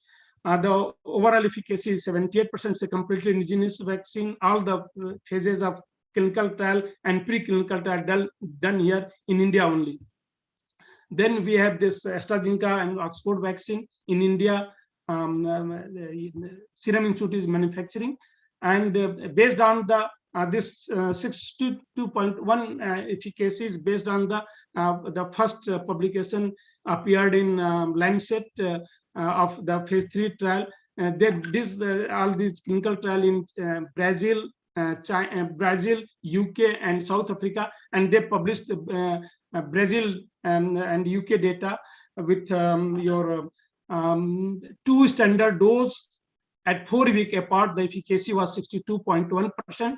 In few subjects, the half dose of this vaccine was given, and in those subjects the efficacy was more, and the pool analysis they did, and they found efficacy was 70%. But with your standard dose, we are using a standard dose, and with your 4-week gap, the efficacy was 62.1%. But when they did subgroup analysis, they found that efficacy is more if the duration is more. Sputnik also they are using also adenovirus platform. But the difference between these two is AstraZeneca, they are using your chimpanzees adenovirus, whereas Sputnik, they are using human adenovirus. Efficacy as published in Lancet is 91.6. So it's sorry, it's a 91.4. It's a 91.6, and so it's around 92%. These are the other vaccines. They are in the various different phases of the clinical trial. This is also by Zydus Cadila. It's a completely indigenous vaccine. So in next few months, you may see this vaccine also. And then biological E vaccine, this Genova is also a messenger RNA, so already in the various phases of clinical trial. So there are total 8 vaccines in the different phases of clinical trial in the India, and 4 on the phase 3. Few are going to complete the phase 3. This is the reported vaccine efficacy. I'm not going to cover this because these 3 are important: Covishield, Covaccine, neutralizing, and the Sputnik. Immunogenicity, Covishield as per the Lancet publication 100%, Covaccine Lancet publication 98.2%, and this is Sputnik neutralizing antibodies 100%. They have already published. Efficacy 62.1% with 2 standard dose. Covaccine, now it's 78%. This was the interim analysis with 43 subjects that time. That was 81%. Now it's 78%. And for Sputnik, 92%. This is the current status. Almost 23 crore we have already inoculated. In India, we started on 16th Jan. In terms of number of doses, India is number 3. But if you see the total of percentage of population covered, we are not in the first 10. So who should be vaccinated? We all know those who are at the risk of getting infection, they must get, but currently we are not giving to less than 18 years of age. There are few vaccine trials are already in the pipeline. We are waiting for the result, and pregnant lady and lactating mothers. But now the government of India has allowed lactating mother, so they can receive vaccine with proper information, so they can take the informed decision. Then already these are the priority risks. Then who do not need vaccine? Should we vaccinate people who had COVID in the past? And this is a big question. Dr. Jagat Ram and also Dr. Rath mentioned that they must take. So now this virus is more than 1 year old virus. We have lot of evidences. We have lot of scientific knowledge, lot of publication, more than 50 publication on the overall efficacy of the natural infection of these vaccines, etc. What about the children vaccination among children? So it's a myth or truth. Vaccine will act as a booster for people who with natural infection. Now I will show a few publications. This appeared in the New England Journal of Medicine almost 3 months ago. In this publication, they followed up a healthcare provider for 31 weeks, almost 7 months. And in baseline, initial phase, 1177 had your antibodies. So any level of antibodies, it's not neutralizing antibodies. So any level of antibodies, and they followed for the 7 month period. Every take up of every 2 weeks, they did RT-PCR test. Those who had IgG and those who didn't. So they found that only 2 after 7 weeks of those who had IgG at the baseline develop RT-PCR positivity. None develop any symptom. If you calculate the efficacy, although they have not calculated efficacy of severity and your this natural severity and death, almost 100% symptomatic, even at the 7 month asymptomatic infection, 100%. And if you see the prevention of infection, it's a 95%.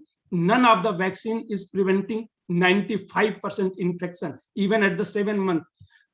They are preventing severity. All these vaccines are preventing severity. All these are preventing deaths. So even for preventing infection also, natural infection is really providing more potent protection. There are others also. A few days ago, 5-6 days ago, there was an article in Nature, and these all are the very high impact journal. And we believe this type of evidences that they may produce natural immunity, may produce lifelong immunity. But it's not only evidences. Even we have observation also.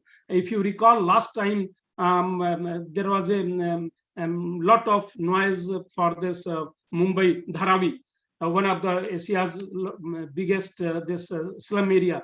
That was a hot spot. One geographical area was producing a lot of infection cases, and maximum number of cases from one geographical area all over the world. So everybody was, Dharavi was the hot topic, not only in India, all over the world, that Dharavi is showing a lot of cases and maximum number of cases from one area. What happened this time, even after 1 year? Last time in April, May, we saw the Dharavi, everywhere Dharavi. Everybody was discussing about Dharavi. So not only in Delhi, also the area infected last time, this time new area, cases were reported from the new area. Even in Mumbai also, 90% cases are from the high-rise area. So it's not only evidences, even the observation is supporting all these evidences also. This was the second way. We all are aware why this happened. We can discuss some other time. Possibility of third wave is the myth or truth. See, in epidemiology, we always teach about the agent, host, and environment. So if host, if we have susceptible host, then definitely. So that any wave will determined by the presence of the susceptible host. What is the percentage of the susceptible host? And the best way we can determine this through the various sero survey. And because natural infection is providing long-term protection, so that can be addressed about the what would be the magnitude of the third wave. Agent, yeah, definitely. If suppose if it's entirely new agent, then that may bypass the immunity, acquired immunity generated through either vaccine or through natural infection, and any big way may occur. But seeing the current scenario, the possibility of a very big way is unlikely because of this agent. There are no doubt many mutations, and there are 4 variants of concern globally, and in various countries there are local variant of concern many. Like in India, we have 2 our own variant of concern, B1617, 1618. Then we had 3 lineages of B1618. So all these, but by and large, those who had a natural infection, they are protected, and almost all vaccines are also working against this. So the way forward is, no doubt, vaccine is a safe and effective and clever. I didn't cover the vaccine efficacy, etc., because other speakers cover. So because of the this time constraint, I'm not covering that. So no doubt, vaccine is a safe, effective, and clever way to control. I used to say control. That means you can prevent infection also. But no, infection is not very effective preventing infection, but preventing severity, it's very effective. Whatever data we have, whatever the evidences we have, I can say that vaccine is your preventing severity, preventing deaths. So definitely vaccine is preventing deaths. During current pandemic, vaccination continue to be critically important. No doubt, those who are not having infection, they never exposed to this virus, they must take. This is the clear-cut message. And no doubt our vaccination drive, like in total number of cases, total number of inoculated person, we are number 3, although in percentage, we are not number 3.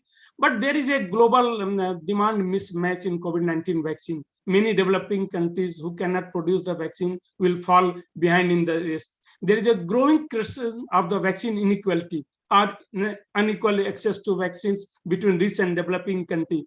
No doubt our country, India, has taken in the lead in this vaccine diplomacy, but they faced a lot of criticism also for this vaccine diplomacy. But I can say that was a very good step.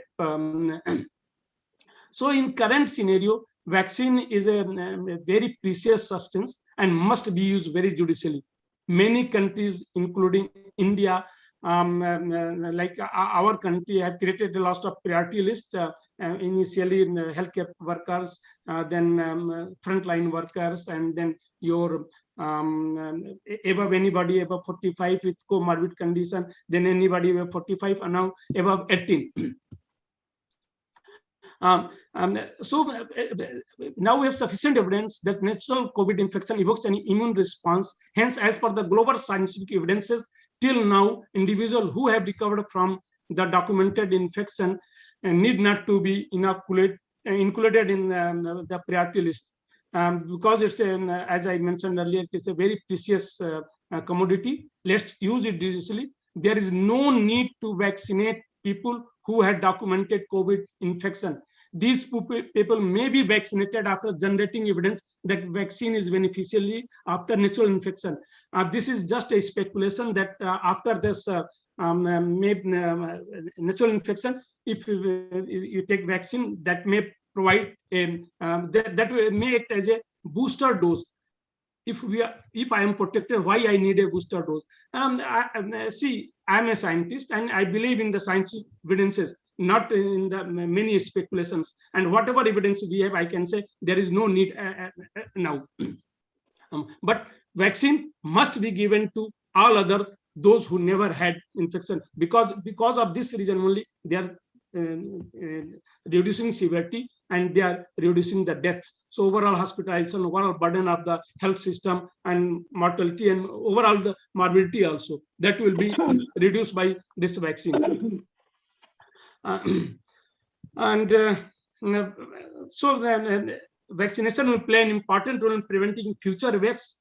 Again, it's a very big question mark here, because if a vaccine is not very effective against preventing infection, then how can this vaccine prevent the future? Vaccine will prevent the hospitalization, death, etc. So for that, it's a very effective tool and weapon, I can say. But for preventing future waves, we need some more evidences.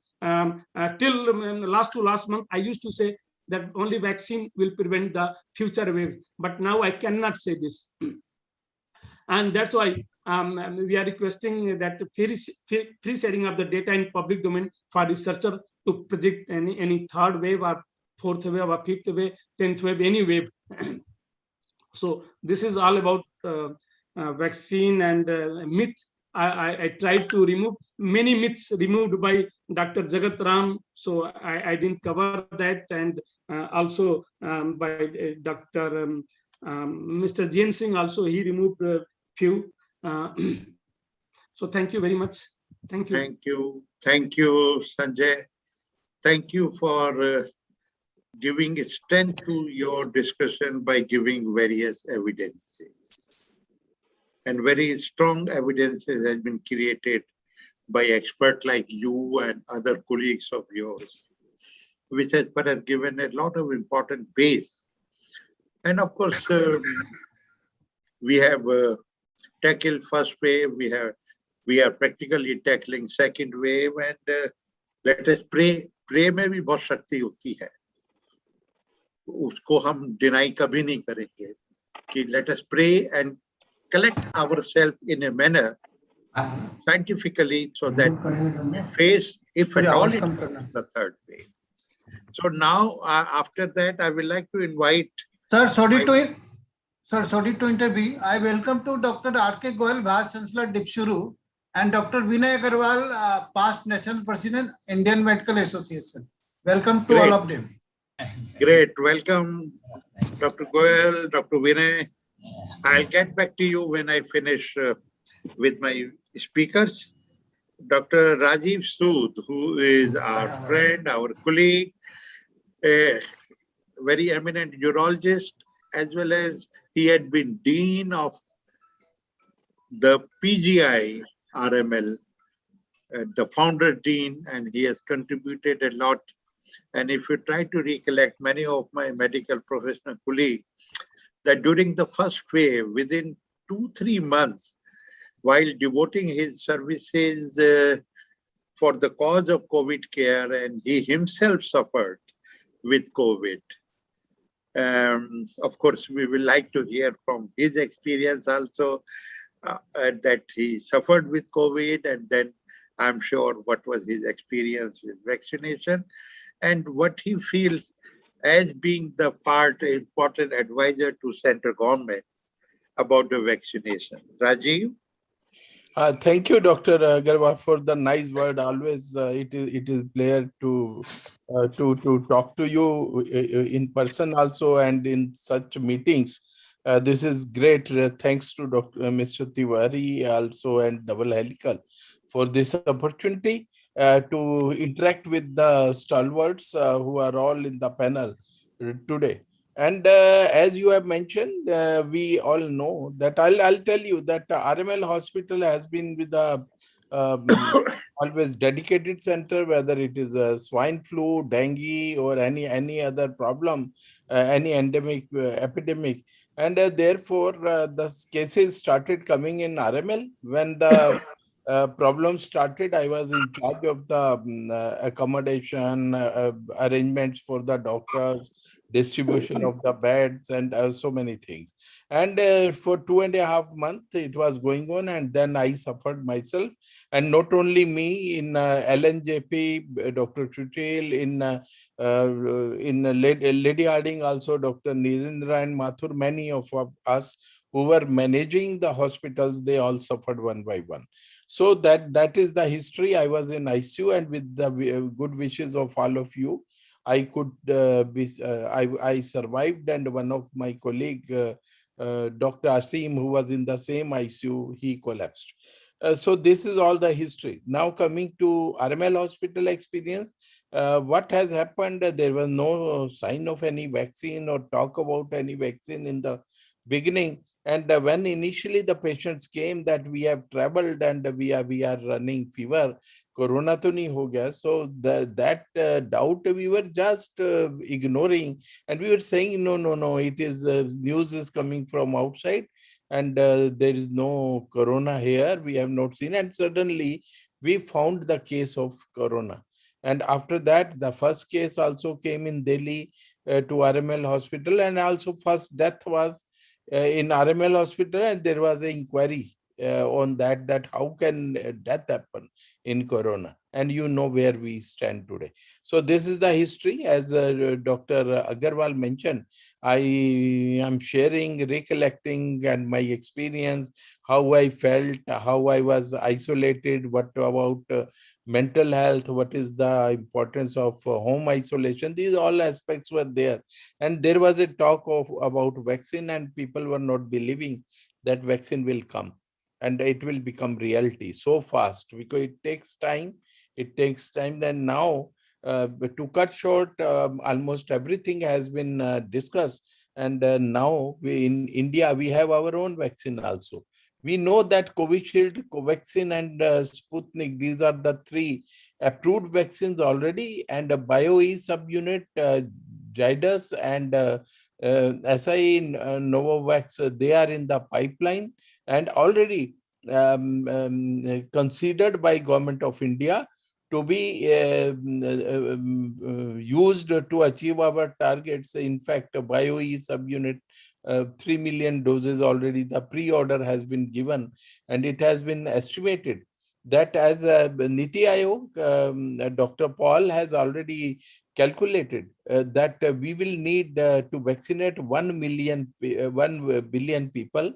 1 billion means that will be around 20 crore doses, and if we add the wastage also, 2.16 crore doses we will be requiring. Now, what is happening at present? We all know that initially in the first week in April, there were around at that time there was a pace, and 2.4 crore were vaccinated in 1 week. But now, for last 2-3 weeks, only 1.2 crore are vaccinated. Now there is a plan for by Government of India that in from August to December we have to vaccinate all, and we need 2.16 crore vaccine doses, and it has been calculated and already planned, as has been declared by Niti Aayog also and Government of India, that we will be having now manufactured in this duration Covishield 75 crore, Covaxin 5 crore, BioE subunit 30 crore, Zydus, which is yet to come, again 5 crore, SI Novavax 20 crore. Then there are two more vaccines. That is the BB nasal vaccine, and they are initial stages, but it has been estimated they will also come, and BB nasal vaccine 10 crore and Genova 6 crore. So that makes the total of 2 point, this 20 point, sorry, 200, this total 216 lakh vaccines.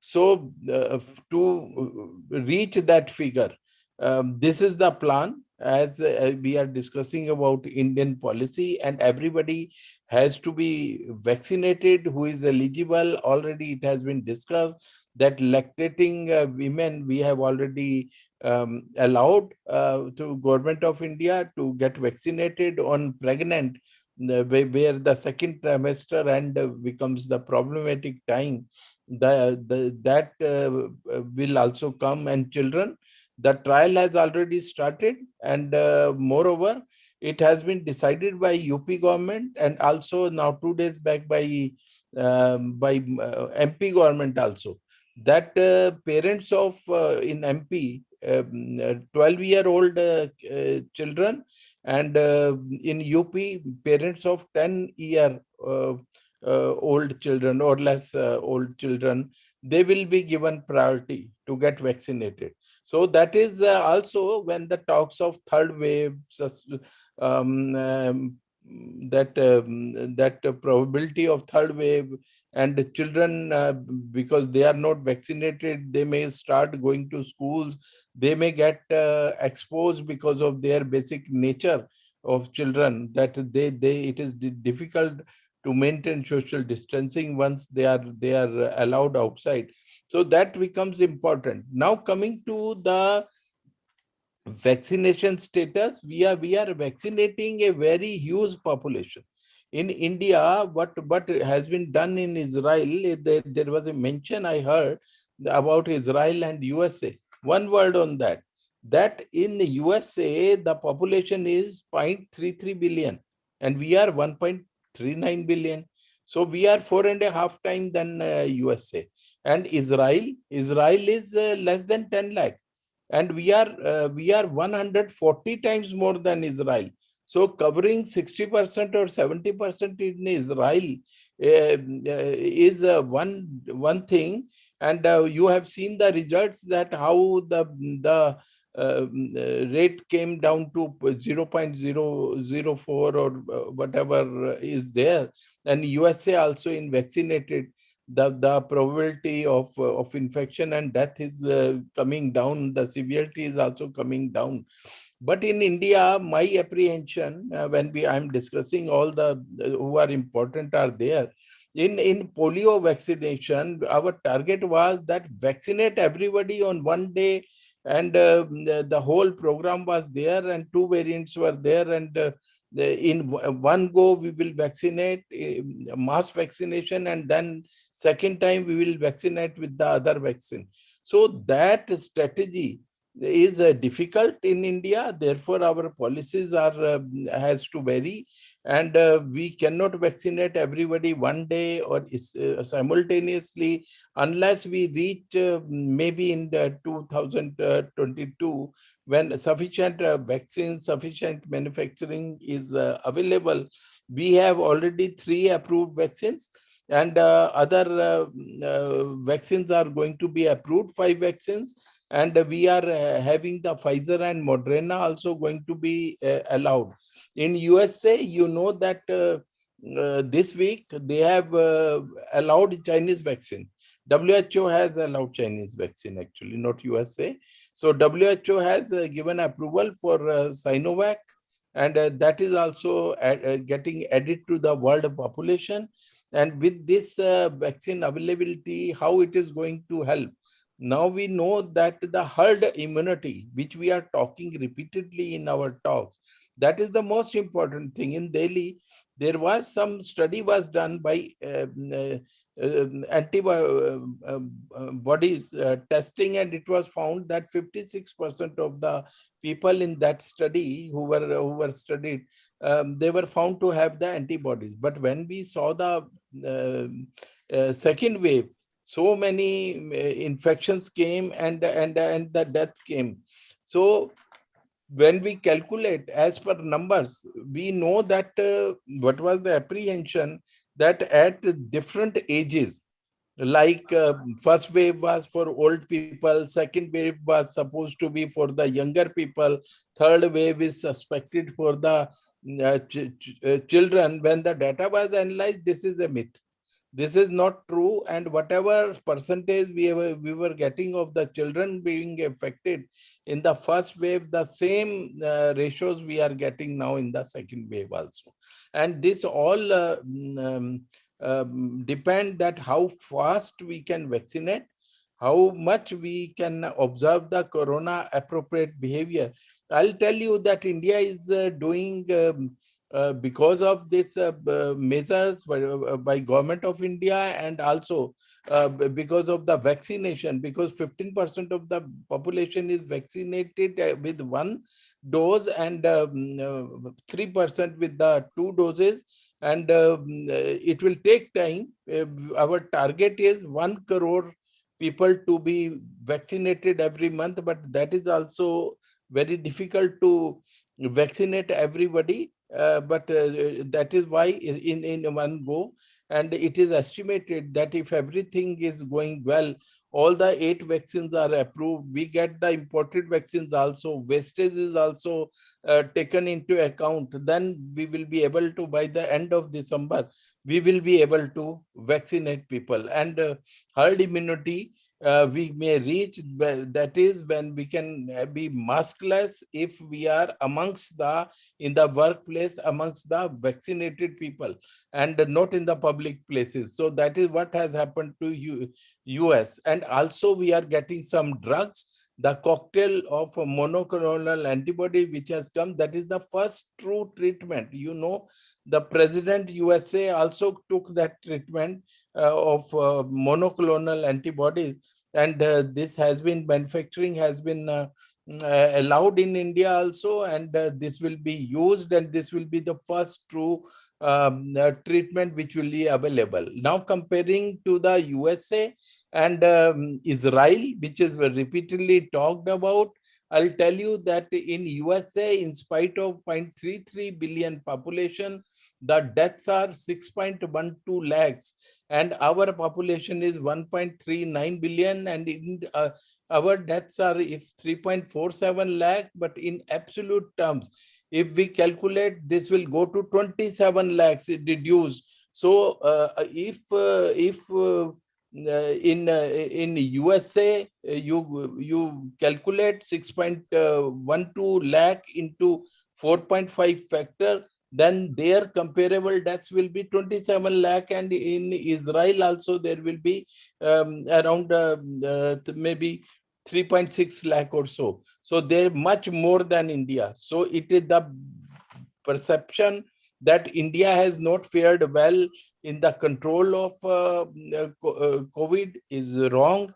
The perception that we are not vaccinating very fast, it is because of the population. We are doing wonderfully, and our own vaccines are available, and also deaths also we have controlled. We know that IMA statistics is that we have around 1,500 doctors who have died, and in USA maybe 800 doctors who have died. But if you take the total doctor numbers, total health workers, total population statistics comparable, when you are losing here in 1,500, the reduced figure for USA will be 4,000 or plus.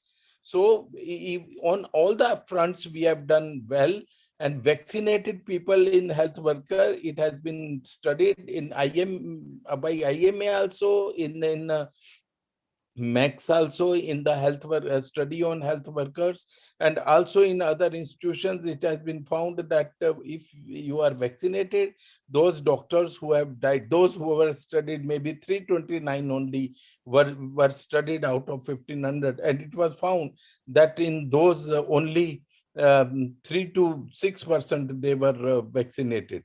So vaccination is saving. Indian policy is to vaccinate everybody by the end of this year, and whether booster is required or not, that will be the time to tell. In UK, booster doses are already started.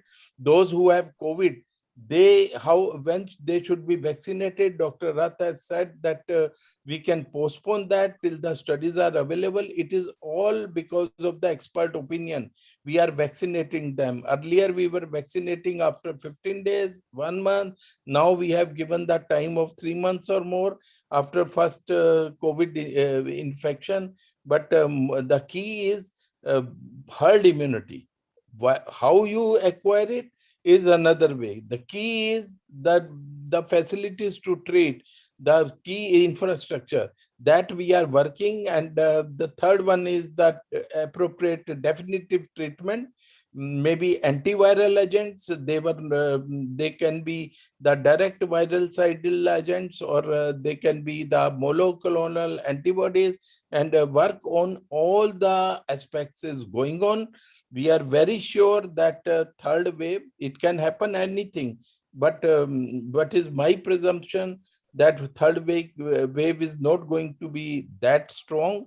And if we are careful, we are war footing, fighting with it, but vaccination will always remain the key. And for some years to come, vaccination is going to be in our main national vaccination program. And this is all is happening in India about the vaccination policy, which I was supposed to discuss. And if there is any question regarding or any doubt regarding, I'll tell you that in when the second wave started, we tried to find out that how many of our health workers are vaccinated. And you see the vaccination hesitancy, which we are seeing now in rural India. When I talk about Ram Manohar Lohia Hospital, we found only 31% of our health worker and staff got vaccinated when they were the priority list. And they didn't get vaccinated 69%. So initial, this hesitancy is creating problem. Availability was another problem where we are fighting. And also the knowledge, and because we are more populated in rural areas. In rural areas, infrastructure is also a problem. So in urban, we were concentrating, they were feeling that it is not a disease of a rural area, but now it has become real problem. Our more population is there. Awareness and vaccination reaching these remote areas is also a challenge and a necessity of our vaccination program. So by the end of this year, in all probability, we will be achieving or near achieving the targets. Thank you. Thank you, Rajiv. I think for giving absolute information to all of us, that of course our challenges are different than any other country in the world. Our numbers are so big that nobody can beat our challenges. A country like US, where the population, we are 4.5 times more. They have resources, they have from funds. Israel, we are 140 times more. I know. So, and very much emphasizing that, well, vaccination is the solution. Vaccination, of course, we ourselves, in our society, there was hesitancy, there was various myths, and that is why we are discussing today to convey the message to en masse that please get vaccinated at an appropriate time, and herd immunity we want. And to discuss about that, our speaker, Dr. Amitabh Banerjee, who is Professor of Clinical Epidemiology in D.Y. Patil Group of Pune. Let me tell you that D.Y. Patil Group is one of the groups which has come up very well in the field of medical education. And they have leading medical institutions, hospitals, whether it is Mumbai or Pune or Kolhapur. And they are contributing a lot towards the research. And especially, we have read the article of Dr. Amitabh Banerjee only recently. So Dr. Amitabh will like to emphasize something regarding your views of herd immunity and what is the status? Thank you, Professor Agarwal. Thank you, Ambarish. Thank you, Double Helical. I am, I think, coming one of the tail enders and or night watchman, and I had seen very good batting. As a नहीं, देखिए ऐसा है जो tail ender होता है ना, वो best bowler होता है. नहीं, हम बाउंड्रीज मारेंगे, टेल एंडर को कोई टेंशन नहीं रहता है. I will go for the boundaries without fear of losing my wicket. But only thing is, I want to know whether we want to go for a win or for a draw. I am asking the captain. Because win का strategy अलग होता है, draw का strategy अलग होता है. देखिए हमको तो विक्ट्री चाहिए. नहीं, विक्ट्री चाहिए तो सभी को है, पर आज के दिन में हम इसको ड्रॉ कर देते हैं, क्योंकि मलेरिया में भी हम जब डीडीटी निकला था, there was a great euphoria कि अभी हम मलेरिया इरेडिकेट कर देंगे, पर अल्टीमेटली हिस्ट्री शोज कि we had to reconcile with control. Polio की तरह विक्ट्री चाहिए जी. हाँ, पर टाइम लगा था ना सर. तो अभी ये तो आपने 5 डे मैच को आपने 20 ओवर्स में ले आए. तो 20 ओवर्स में हम तो पुराने टाइप के हैं, पुराने ट्रेडिशनल है, तो हम 5 डे वाले हैं, तो वैसे ही हम बात करेंगे. So this is anyway what I'm telling you, the practical difficulties like with the mutations and all, we may not be able to eradicate it. Now the articles in Nature are also coming, we have to live with it for a long time. So considering this, we can go for a draw. Draw means we should control the mortality. We should control like in malaria. तो उसके लिए पहली बात तो यह है. दूसरी बात यह है कि we have got a certain advantage. I mean, unlike and certain disadvantages. Certain disadvantages are that, as I said, earlier speakers also brought out, particularly Dr. Sood very well brought out, that our population is so many times, 100 times more than many of the developed countries. So we cannot blindly emulate them. It will not be cost effective and we won't gain anything extra. One of the advantage we have got a young population, particularly for children and other things. The literature as on today, we have got enough literature so that we have got almost zero mortality, except for perhaps children and adolescents with comorbidities. We can identify those and put them for vaccination priority. So I have my reservations about why at present, because of a great, only we have vaccinated about 13% of our population. We have to go minimum 30% to cover at least the priority groups. About 30 crore we have to vaccinate. So we have only done about, we'll take a lot of time, and the way the infection has been spreading, the vaccination cannot overtake the natural infection. Anyway, I will give you some of the experiences, first-hand experiences we had in the Pimpri-Chinchwad. That is a municipal corporation of almost 30 lakh population. Last year, we carried out a sero survey after the first wave ended, and we found 35% of the population were having the antibodies, but this was not homogeneously distributed. Most of the slums and tenements were having almost 60, 70 to 80% seropositivity, whereas the housing societies and affluent bungalows were having almost 10 or 12%, 15%, so very low. So 70% of the affluent were left, and the second wave, these were the vulnerable, and we followed up in Pimpri-Chinchwad, those slums and the tenements which were having high seropositivity, like 60, 70%, they were not affected this time.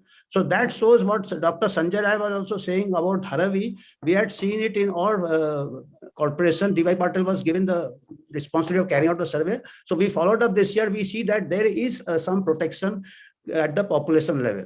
So what we can do is, I was just thinking if we can take advantage, because first wave, after the first wave, the national levels, the seropositivity indicated 21% of our population had developed antibodies. That translated into almost 30 crores Indians had experienced the natural infection.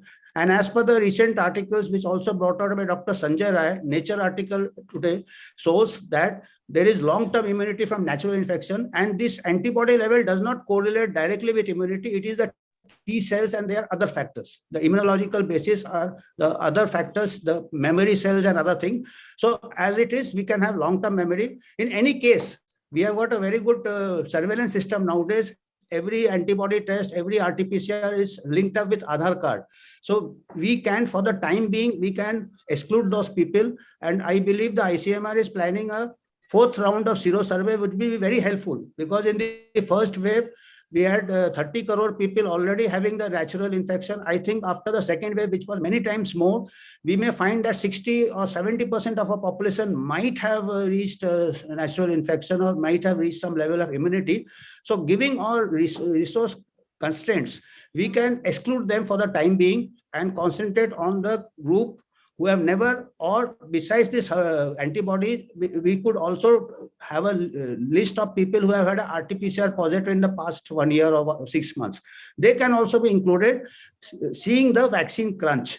It is theoretically very easy to say to vaccinate the whole population, but it will not serve anything extra. In the meantime, we can follow up a cohort of people who have undergone the natural infection and see how much reinfection is there. I was reading recently, there is 4% reinfection in the people who have in India from the ICMR data.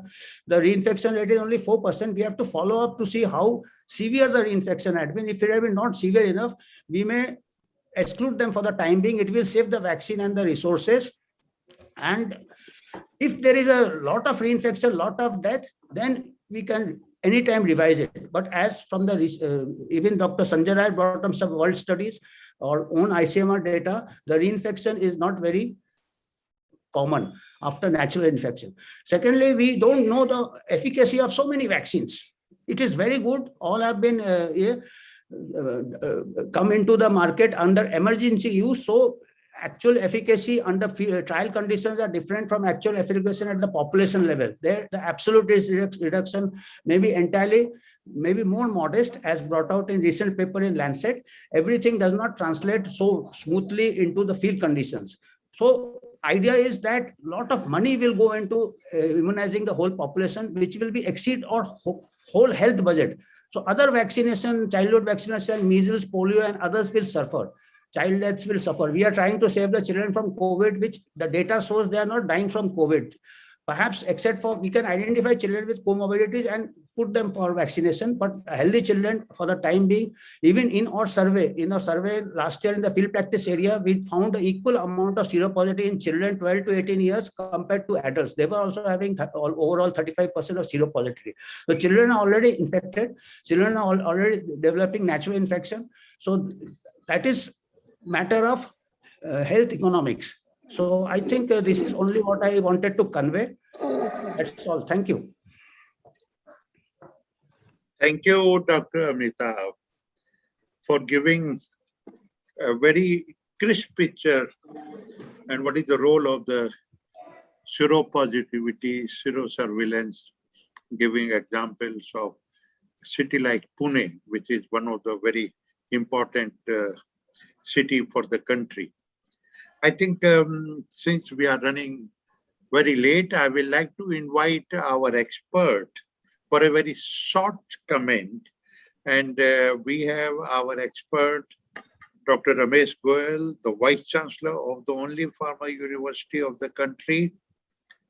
Dr. Ramesh Goel, are you there?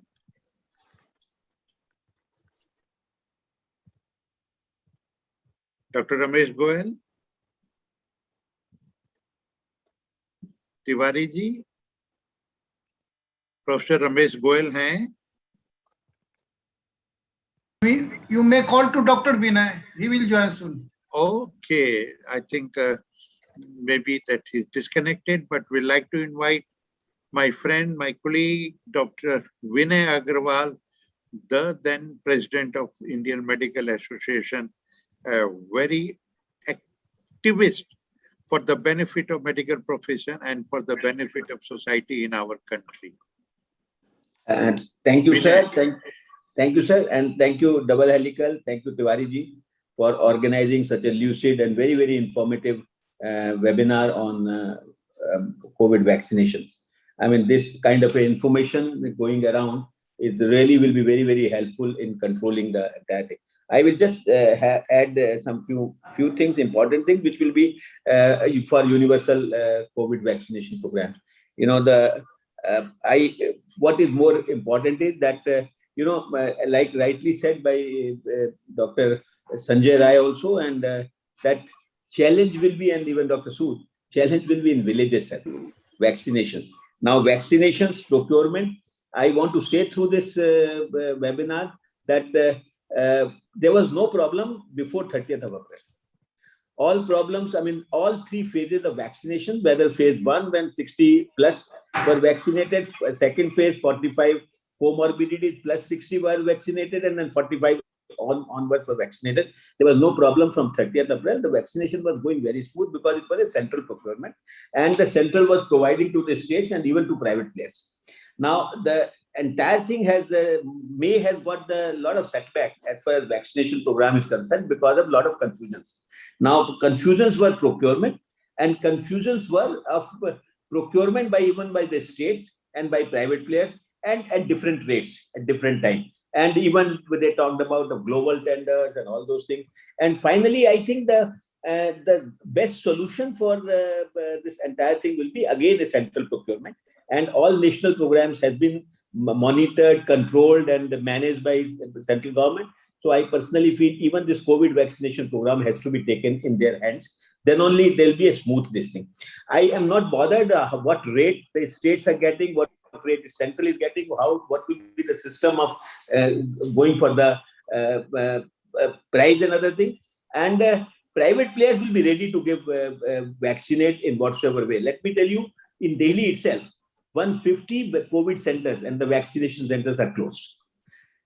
In May and even till today, that is the 6th of June, all these 150 vaccination centers have not vaccinated a single person. Reason is that they have not got vaccines. Now, even in private sector, but in Delhi at least, only the corporate sector has got the vaccines, which they have got by their own sources. It is really good that they got it, but they have their own area of, area of work. So the small centers where vaccination should have been done are not been done. And we have seen in press and a lot of confusions between state and center, and the states talking about it and doing all those things. We have even seen states selling vaccines to the private players, and all those things are happening. So I personally feel, as a medical activist, the central government has to take this vaccination program in their hands.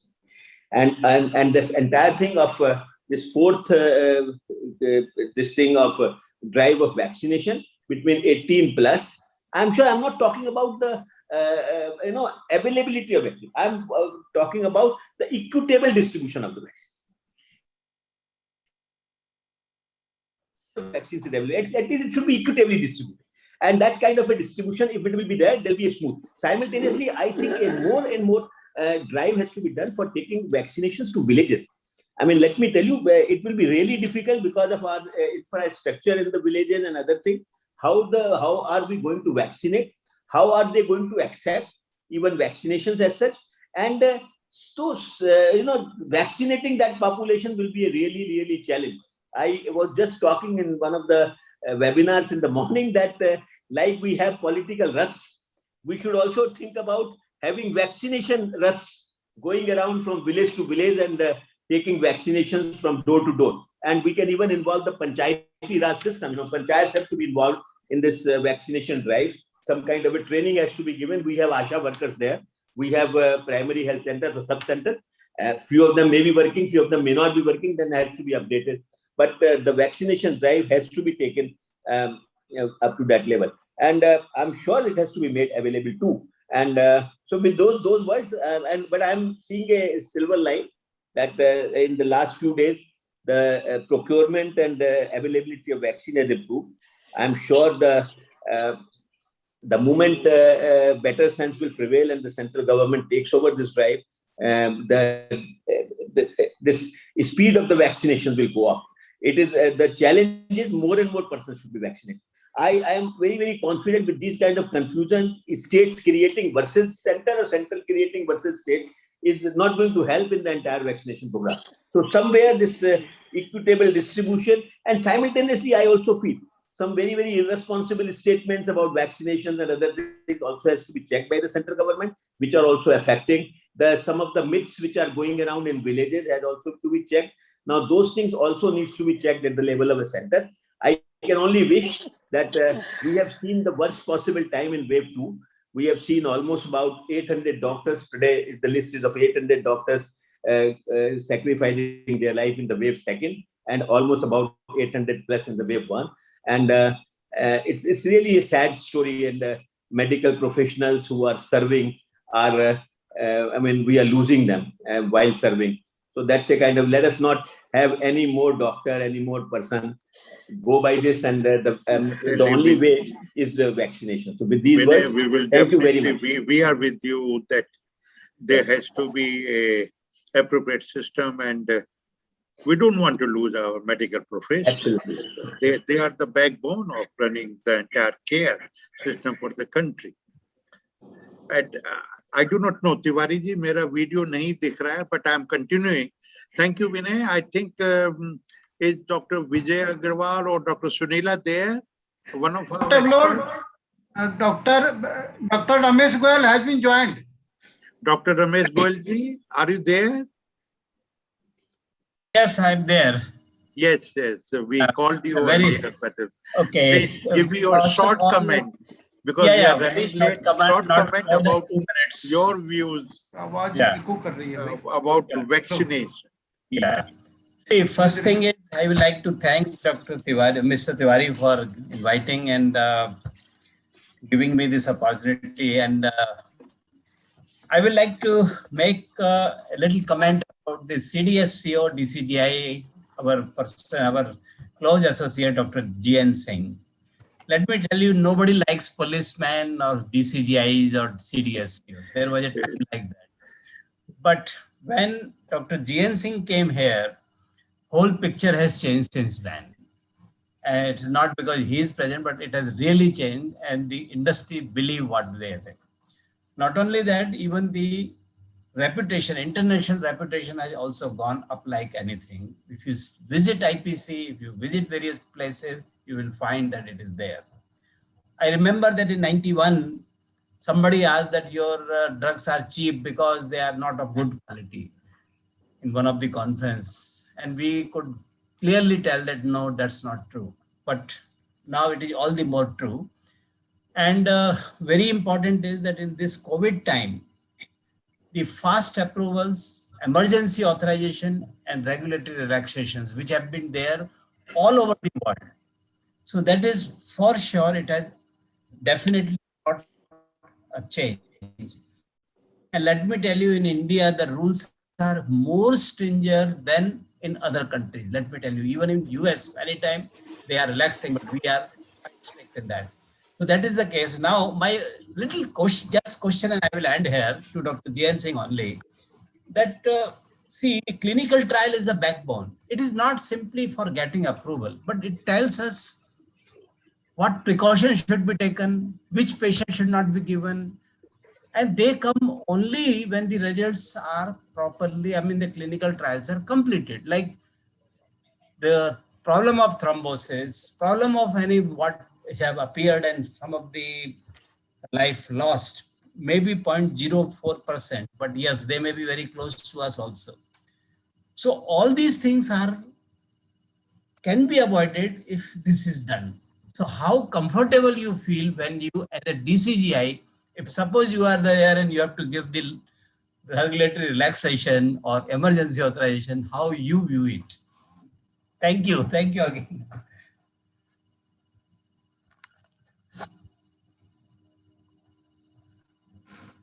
Dr. Jain Singh, could you get my question? Yes, sir. And namaste, sir. I got your question, sir. और ये बिल्कुल justified. आप ही ने answer भी दे दिया था, sir, कि the country is having very robust system of clinical trials regulation 2019, where we made a class of relaxation based on the science-based data. And whatever we are doing on the vaccine or the drugs, that has been thoroughly evaluated by subject experts, and having a very good number of these participant, that may be patient or the healthy volunteer. And based on that, sir, the data, the things have been clear. So there should not be any doubt that we are in haste or we are compromising on any of the fundamental science-based regulatory requirements. And so, moreover, emergency means there is a need for the country, and this is how the class was added. And most of the experts, and sir, we consulted you also and everyone, how an emergent class could be added based on the international practices and requirements. This is how the things have been put in place, and be the rest assured, sir, the regulator, the subject experts, where person like you are also there, Professor Agarwal, and most of the people whom I'm seeing, they were part of the system. Now we are having a very good system, sir, and WHO has certified us, evaluated us, and that consisted of all the international experts, regulators. So in the last, I would be telling you, whatever the vaccines are being approved, they are approved based on the robust tools, science-based, and there is no compromise on the safety part, sir. That is only I want to offer. Thank you, Singh Saab. I think now we are absolutely short of time, but we must give time to our listeners. And one of our very keen listener was very keen to put in question. Is Mr. Ajay Rajgopal ji is there? Professor Ajay Rajgopal. जो question पूछना चाह रहे थे doctor रथ से? He has left, sir. He has left. अच्छा तिवारी जी, आप बताइए आपके चैट बॉक्स में कौन कौन से Sir, question there is a question for Dr. P.D. Rath. Yes. One of our participant, Anju Sharma, she is from Dhanbad, Jharkhand. She is asking, sir, I am pregnant. Should I get vaccinated now? If I get vaccinated, will it have any harm impact of my womb? As of now, the vaccination is only recommended for lactating ladies. In pregnancy, as you know, most of the studies which are done usually exclude pregnant ladies.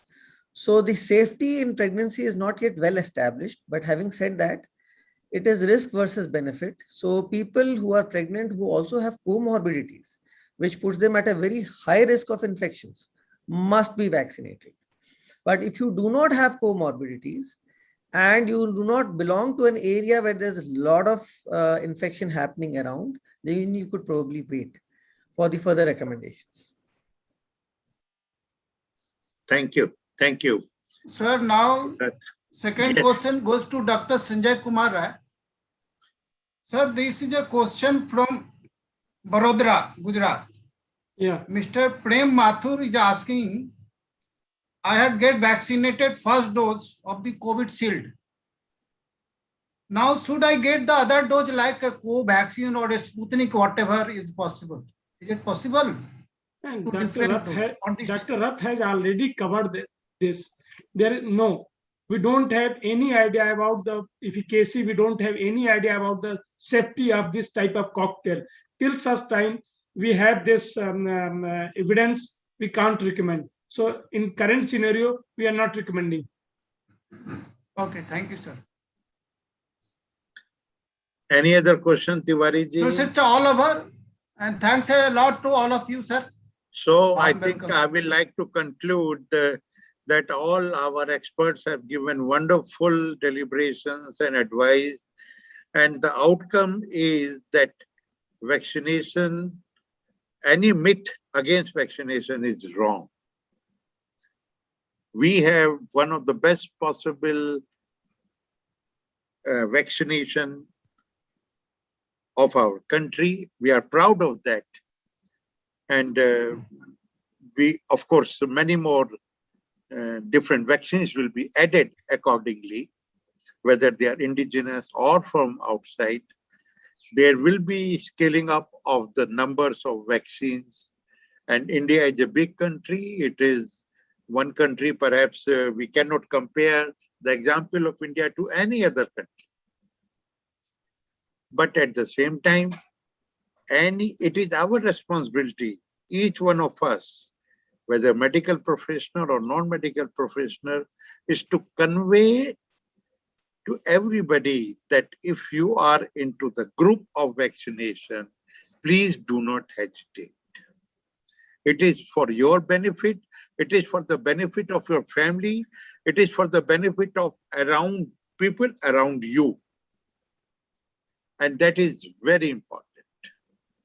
With this remark, I want to say thanks to all my experts. And sir, good evening to all of you. It's my great privilege to honor you, and we continue with us for our next program. Namaskar. Thank you. Thanks to moderator, sir. We are very grateful to you, sir. The way you managed and Tiwari ji. Sir, thank you. Namaskar. Dr. Agarwal, sir, thank you very much. And thank you, everybody. Thank you. Thank you, sir. Dr. Amitabh Banerjee, namaskar. Thank you, sir. Thank you. I really enjoyed, sir. Thank you, sir. Thank you, Dr. Agarwal. Tiwari ji बहुत बहुत धन्यवाद doctor Chudamani. Sir, thank you, ma'am, thank you. Thank you. नहीं, तिवारी जी ने अच्छा programme कराया, ठीक है. नहीं, बहुत अच्छा रहा.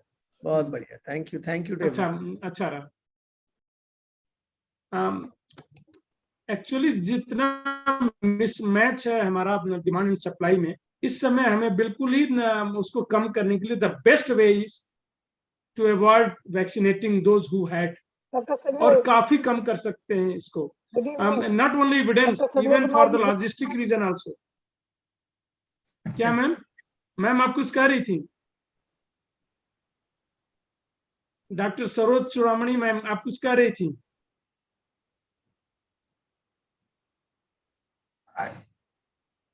I think she is disconnected.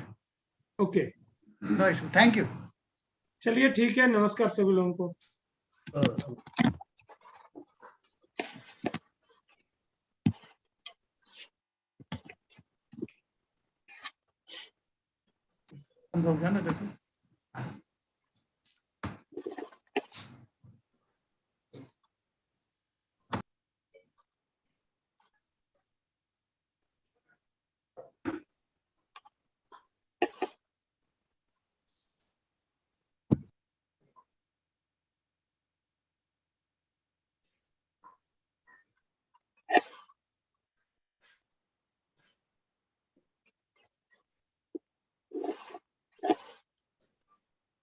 Doctor Goyal साहब नमस्कार।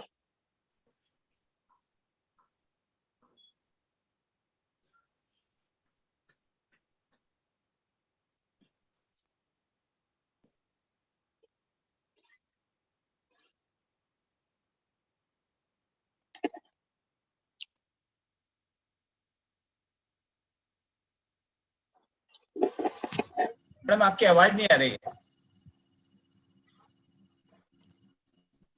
डॉक्टर गोयल साहब मेरी आवाज सुनाई दी है क्या? हेलो, अभी सुनाई दे रही है। यस यस हाँ यस। जी, नमस्कार जी। अच्छा लगा बहुत आपको देख के। नहीं नहीं, I was there all throughout. अच्छा लगा, काफी होगा जी, सुन के। नहीं आज आप शायद थोड़ा लेट ज्वाइन कर पाए। नहीं नहीं, मैं हो गया था थोड़ा 5 अच्छा, हुआ था, तब से मैं था मैं जी